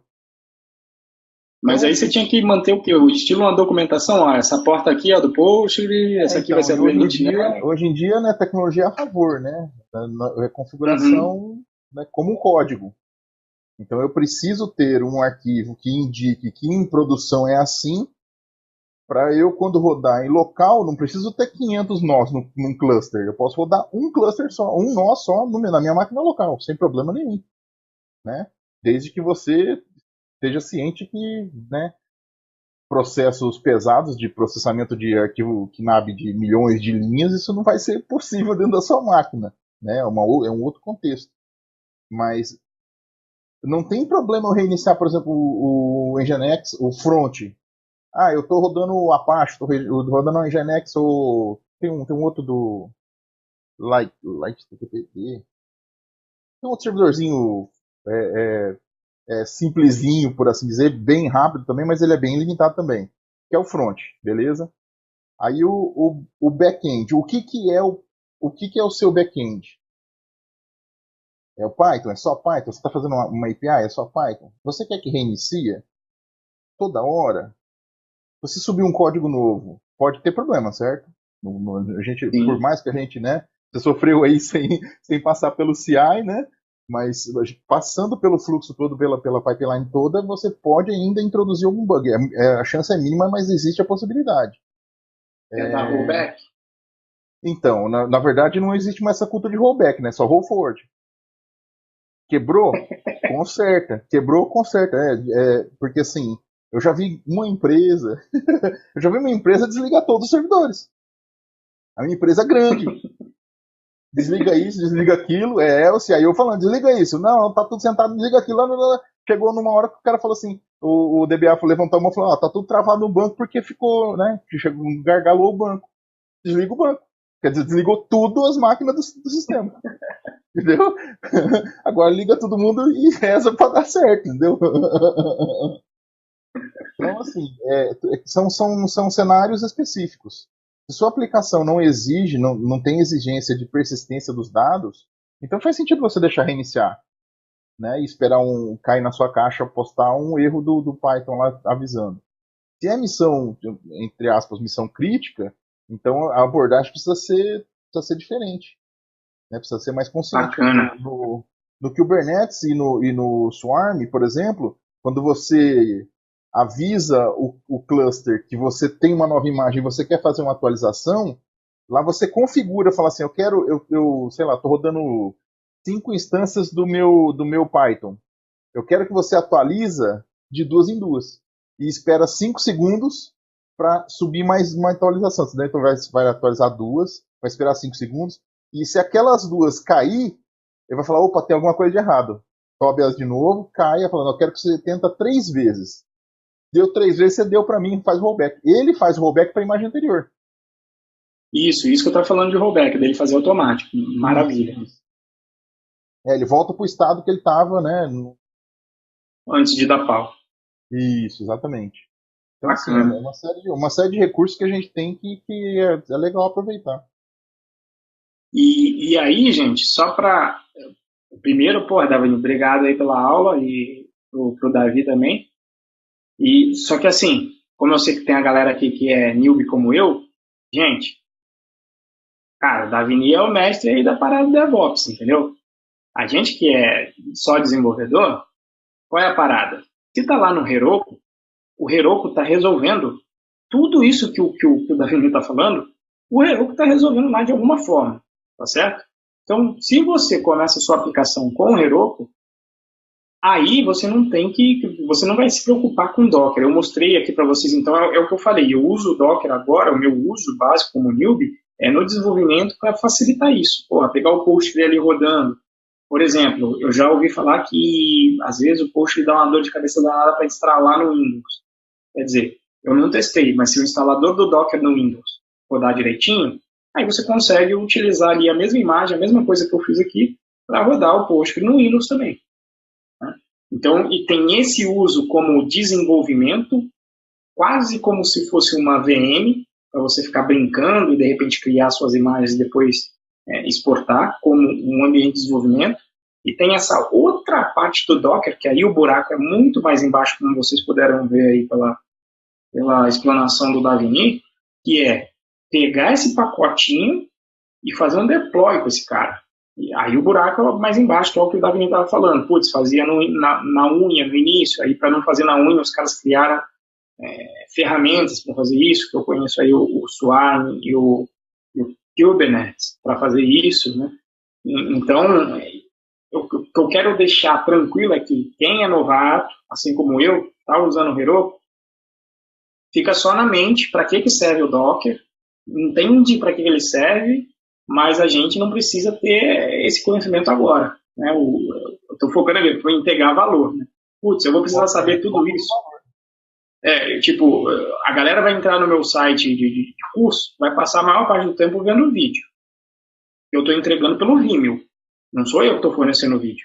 Ou seja, na maior parte do tempo, se eu estiver conectado, não vai ser uma carga bizarra. Então, nesse momento, a complexidade para eu entender do Docker ainda não é necessária. E é isso que eu estou falando para vocês. Se vocês forem entregar um projeto em que o uso não é muito grande, talvez o Heroku seja uma boa pedida, porque se a carga for baixa, o custo também vai ser baixo, você não vai precisar saber tudo isso.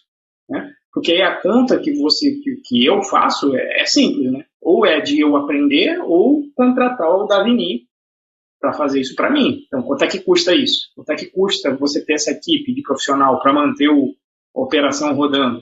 Né? Então, essa é a conta que às vezes o pessoal fala, pô, mas vai dar $20, $100 no Heroku?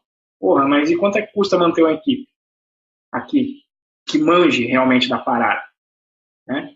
Então, é essa conta aí que você tem que fazer e para vocês não se assustarem, tá? Quem estiver vendo esse vídeo aí tá novato, caralho, não sei nada, fudeu, né? Não. Beleza? Então, isso aí o Davini e o Davi estão falando já do estado da arte e para quem precisa de um serviço que vai atender muita gente, que tem que escalar, caralho, etc. Beleza?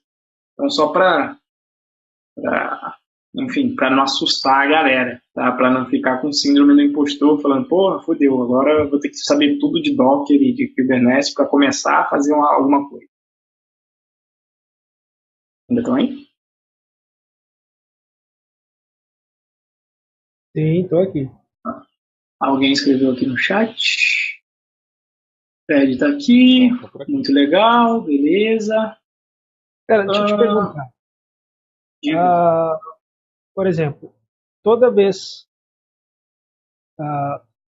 toda vez que você vai trabalhar no Python Pro, você levanta o Docker, levanta o container, ou seja, praticamente toda vez a primeira coisa a fazer é fazer as migrates e load data, né? Porque o container, quando você fecha baixa a imagem, eu não sei como é que chama isso. Quando você desliga, eu vou até perguntar, vou repassar isso, porque você está falando, se não persiste os dados, né? É isso que tu vai Exato. falar, né? Tipo, Exato. toda hora vai ter que fazer isso. Aí, na verdade, eu vou até perguntar para o Davini, ou o Davi também manjar aí disso. É o seguinte, eu instalei a paradinha, cadê? Ele está aqui, né? Então você perguntou de como é que eu trabalho. Então eu estou voltando aqui, eu saí do Python Pro 2 e depois eu vou fazer o push aqui dessas. Olha, não está rodando aqui. Deu ruim? Não tem aqui na mão? Deixa eu sair inclusive do PyCharm e vou voltar no projeto para ver se ele carrega e também para. Apesar que eu acho que ele não vai desligar, não sei se ele desliga automaticamente não.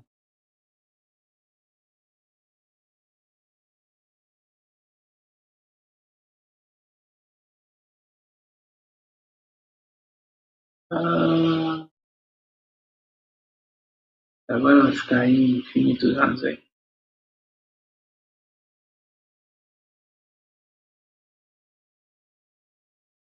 Enquanto ele não carrega, eu vou ver aqui o que está rodando. Então, Docker oferece. Tá rodando aquele meu push lá que eu vou parar ele aqui, tá? Docker rm-f. Acho que tem uma maneira mais bonita do que isso aqui de parar o container, né? Então, estou parando o container aqui. Porra, meu Docker do Python Pro deu ruim por quê? Eu não tô vendo. Beleza, parece que tá com lag pra mim. O que eu ia te falar é o seguinte, eu também estava com esse sentimento do River, né? Eu falei, pô, beleza, entendi que o container é stateless, e aí quando eu desligar o container, os dados vão embora. Mas eu acho que isso não aconteceu com essa imagem de Postgre que eu criei. Tem alguma coisa a ver com eu ter dado um nome para o container e aí ele mantém os dados localmente por conta disso? Tipo, então a pergunta é, sempre é stateless? Tipo, na hora que eu desligar o container, ele apaga Você tudo? parou e restartou o container? E eu esperava que ele não ia ter. Eu vou tentar, eu estou tentando aqui levantar ele de novo, mas o PyCharm está me trollando. Mas foi isso, eu parei o container, porque ele tem um delete aqui também. Eu não sei, quando você dá um nome, pelo menos pela interface do PyCharm, ele deixa todos aqueles que você colocou o nome, mesmo quando você desliga, ele deixa ali. Se você quiser apagar, você tem que realmente dar um delete, remover aquele cara que está nomeado. Inclusive, acho que já aconteceu outras vezes, de eu tentar, quando eu vou tentar dar um run pela segunda vez no container, se eu der o mesmo nome de um que eu já dei, ele fala, não pode ser com esse nome, porque com esse nome você já tem um. Mesmo quando ele não está rodando. Eu vou tentar fazer aqui que eu estou falando. Porra, né? Caralho, só porque eu fiz isso inteiro. Vou rodar ele aqui, ó. Ele vem ou não? A interface agora está pembando aqui do PyCharm. Faz pela linha de comando mesmo. Ele rodou, apesar de não estar aparecendo, ele está aqui, né? E como é que eu paro ele sem remover? Para eu parar o processo é só dar o kill, né?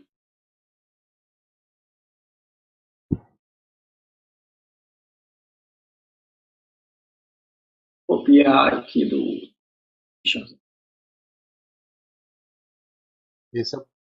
Oi. Tá travando aqui pra mim. Tá me escutando aí? Eu estou escutando. Esse aqui é o comando. E aí, beleza, deixa eu parar esse cara aqui. Docker rm. Não tem um comando que só para o container? Esse rm ele remove só. É o kill? Vou olhar Docker kill? Quer ver? Kill parece que one or foi. more running containers. É isso mesmo. Maravilha. Então, olha só. Eu vou rodar o. Oh, porcaria. Puta que pariu. Deixa eu juntar aqui essas linhas.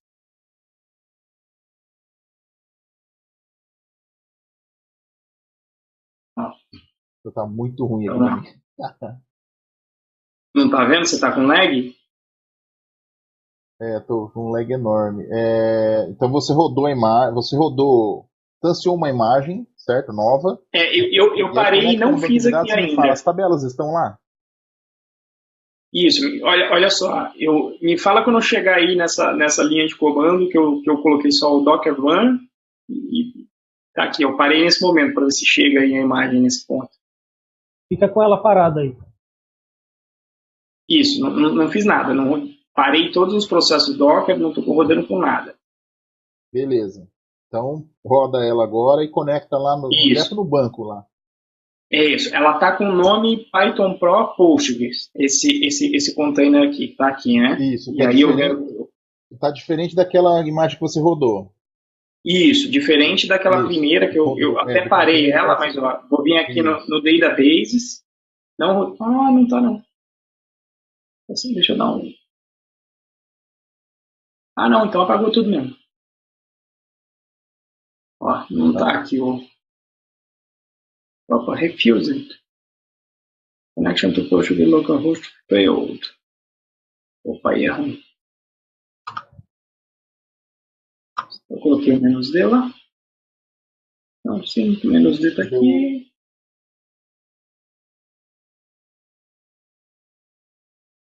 Erro, response from the... Opa, contém... tá. Essa é a primeira coisa. Eu não tenho... Tá, porque deu erro mesmo. Mas olha só. PS... não. Docker PS. Ou seja, eu não tenho nenhum container. E eu tenho um nome específico. Rodando, não. Isso. Então, o que é essa mensagem aqui que está me dizendo? Você já tem um container, não está rodando com esse nome. Mas o que quer dizer? E quando eu parei de rodar, ele não deveria sumir? Não. Você tem... Como é que funcionam os processos no Unix? O processo pode estar rodando, pode estar suspended, né? Pode estar em zombie mode, você entendeu? E aí como é que rola? PS-A?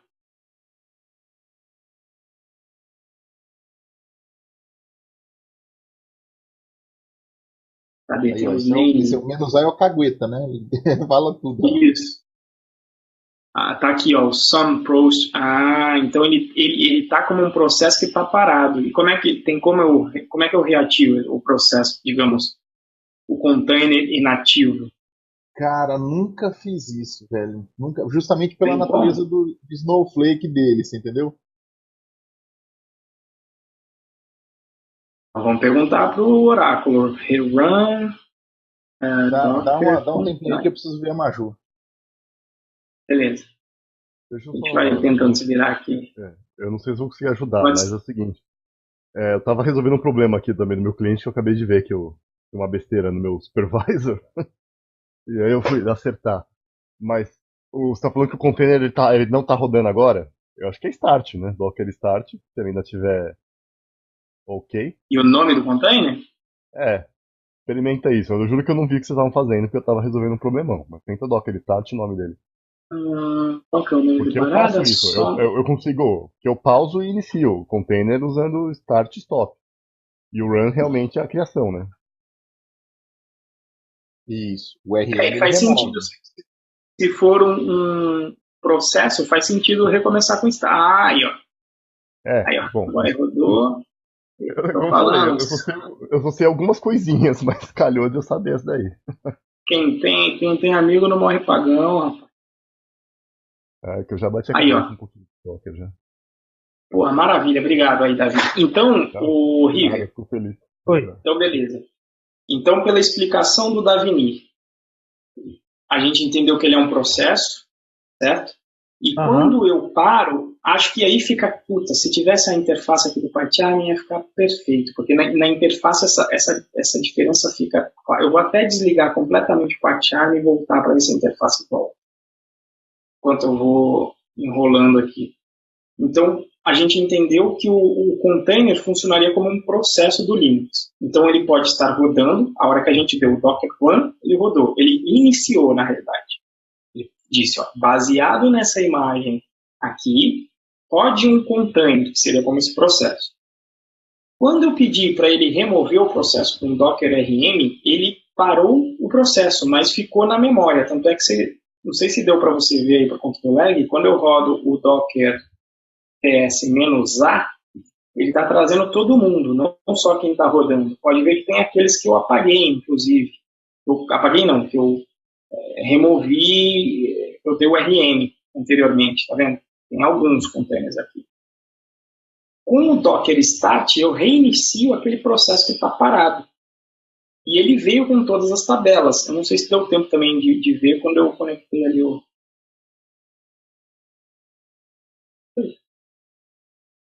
Isso tudo mesmo que se eu parar o serviço do Docker, né? Quando ele voltar, ele volta tudo de boa. Se você quiser realmente apagar, você sabe qual é o comando para apagar, Davi? Tipo, apagar realmente o processo? RM? Será que é o... Docker, acho que se não me engano, é RM. Ah, É isso? então. Aí é o Acho seguinte, que se ele é. estiver rodando, Isso, ele não o apaga. RM ele remove. Calma aí. É Isso. pra remover mesmo? Calma aí. Cuidado RM, eu vou dar um RM naquela 68. Ó, aquela Se ele 68 estiver foi uma que eu rodando, você não rodei. consegue. Você tem que dar um force se estiver rodando, mas aí você tem que Isso. saber muito bem. Então, se eu der um Docker RM. Se tiver Por isso que eu estava dando W, force antes, né? Postgres. Se apagar, apagou. É só dar é pra jogar fora feito para essa instância aí da sua imagem que tá rodando. Isso, só que ele não vai fazer por quê? Porque ele está rodando. Por isso que aquela hora eu estava dando -F. Que era para ele, tipo, ó. O F vai pro saco, ele para e apaga. Isso, o F vai embora. Então, horrível. Se eu desligar o computador e só parar o Docker, eu não vou perder os meus dados localmente. Mas o que o Davini estava falando, e ele pode... Quer dizer, ele não está aí, mas pelo que eu entendi do que ele falou, eu nunca fiz isso. Porque o Davini é de DevOps. Então, quando você está num servidor, você não pode contar com, não, parou o container, então eu vou só dar um start nele. Não faz sentido você desenvolver assim, porque os containers são feitos para morrer mesmo. Você não pode contar com a persistência neles. Tá certo? Então, por isso que o Davini falou, eu nunca fiz. Então, possivelmente porque ele mexe com DevOps. Beleza? Eu já tô aqui já.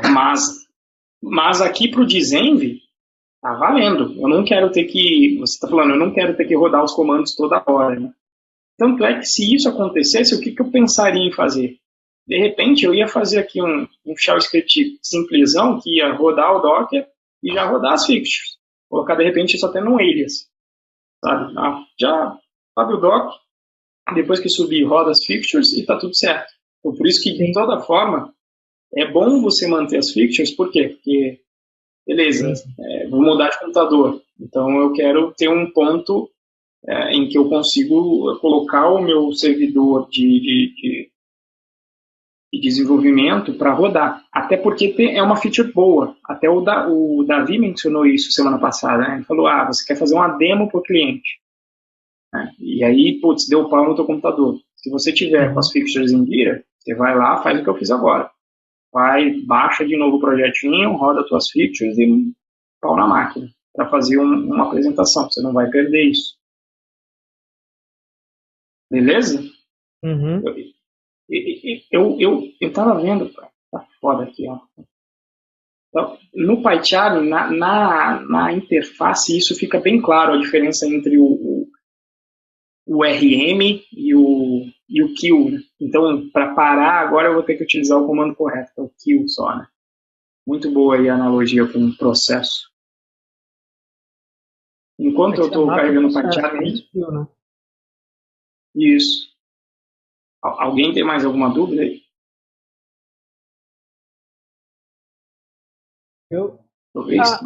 Peraí, eu tinha uma coisa para falar também. Então, assim.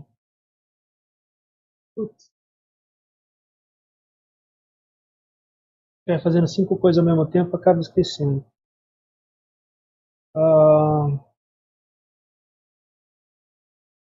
Bom, deixa. Qualquer coisa, a gente troca ideia no Telegram. Ainda tem as coisas de arquitetura um pouco, né? Que se fosse para fazer a feature lá, é o ponto que assim, passando aqui as dúvidas de Docker, ainda dá pra gente dar uma olhada. Pô, ele abriu o Docker aberto. Double click em Note. Você abre agora, comigo dando double click. Tá rodando aqui nos processos, vamos ver se tem erro. Rodou. Você está vendo aqui, ó? Então ele mostra os processos, os ativos. Você está vendo que o Sun Postgres é o único que está ativo. Ele coloca com esse azulzinho cheio de coisa. E os que estão desconectados estão assim.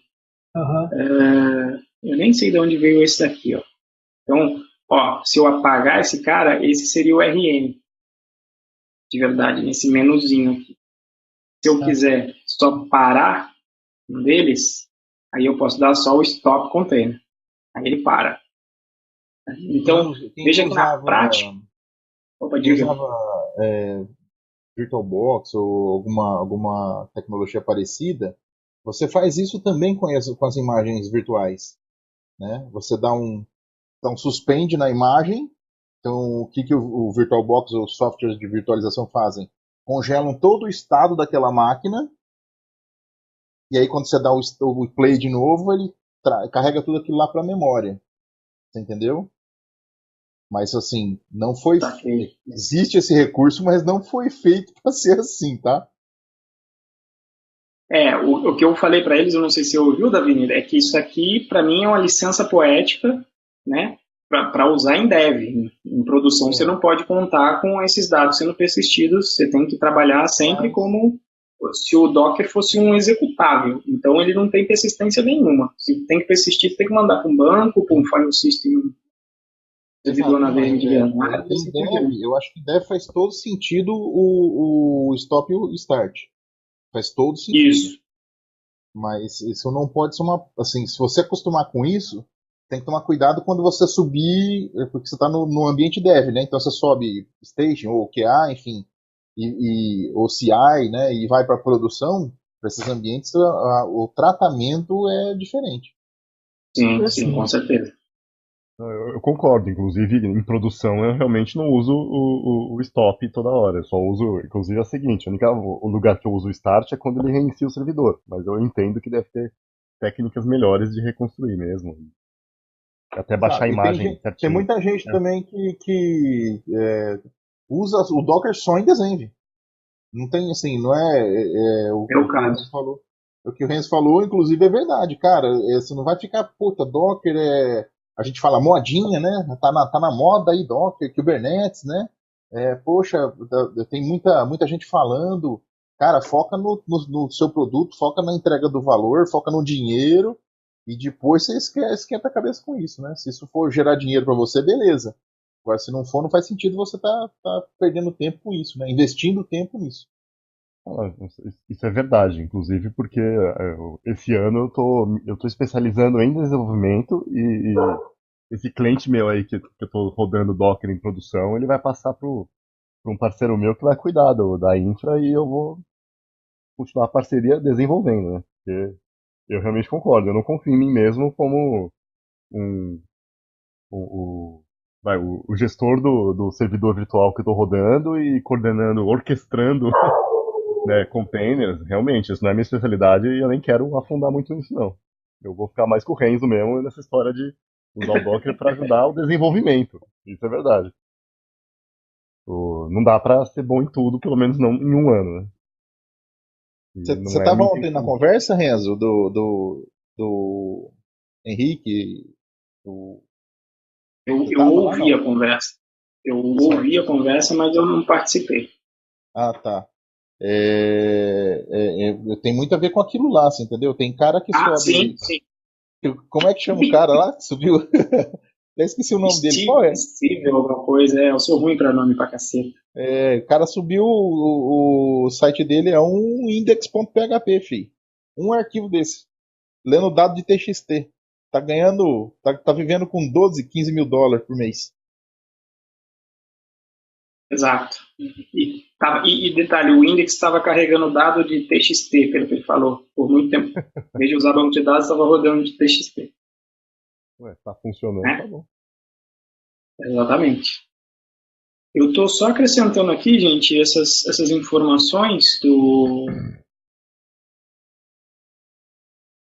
and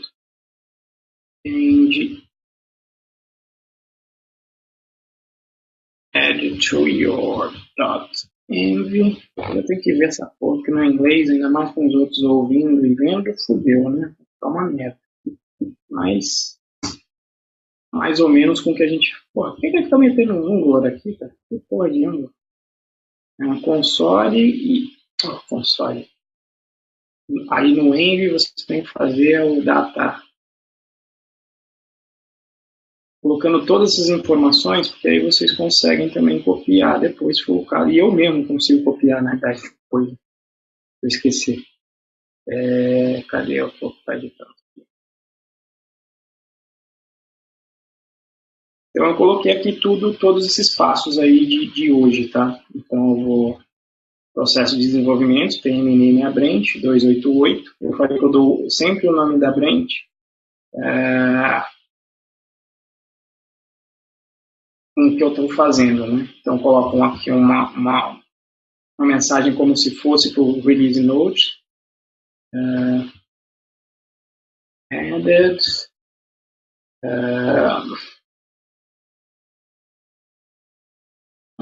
dev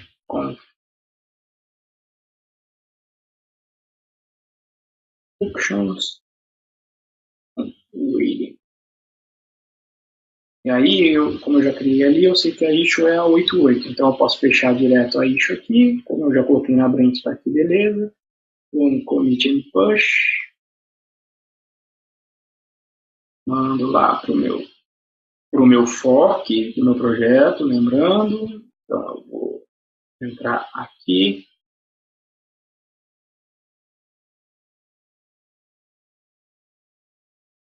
Vai lá.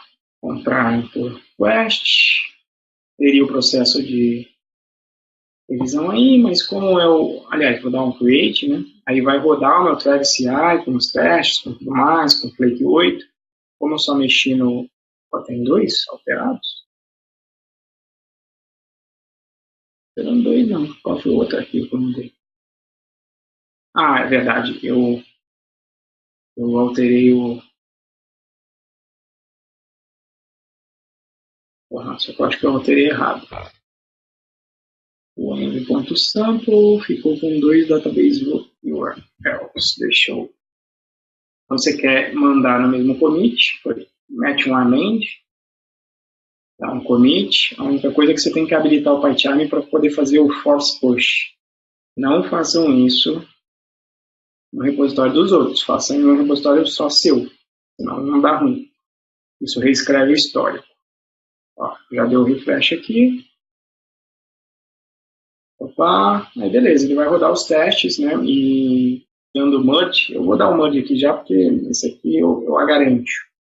Ele já vai fazer o deploy automático, isso a gente fez em uma outra Tech Talk, né? Bom, eu vou fazer o seguinte, eu vou parar esse vídeo aqui e vou começar o outro, porque eu acho que o tema é conectado, mas para o vídeo não ficar tão grande.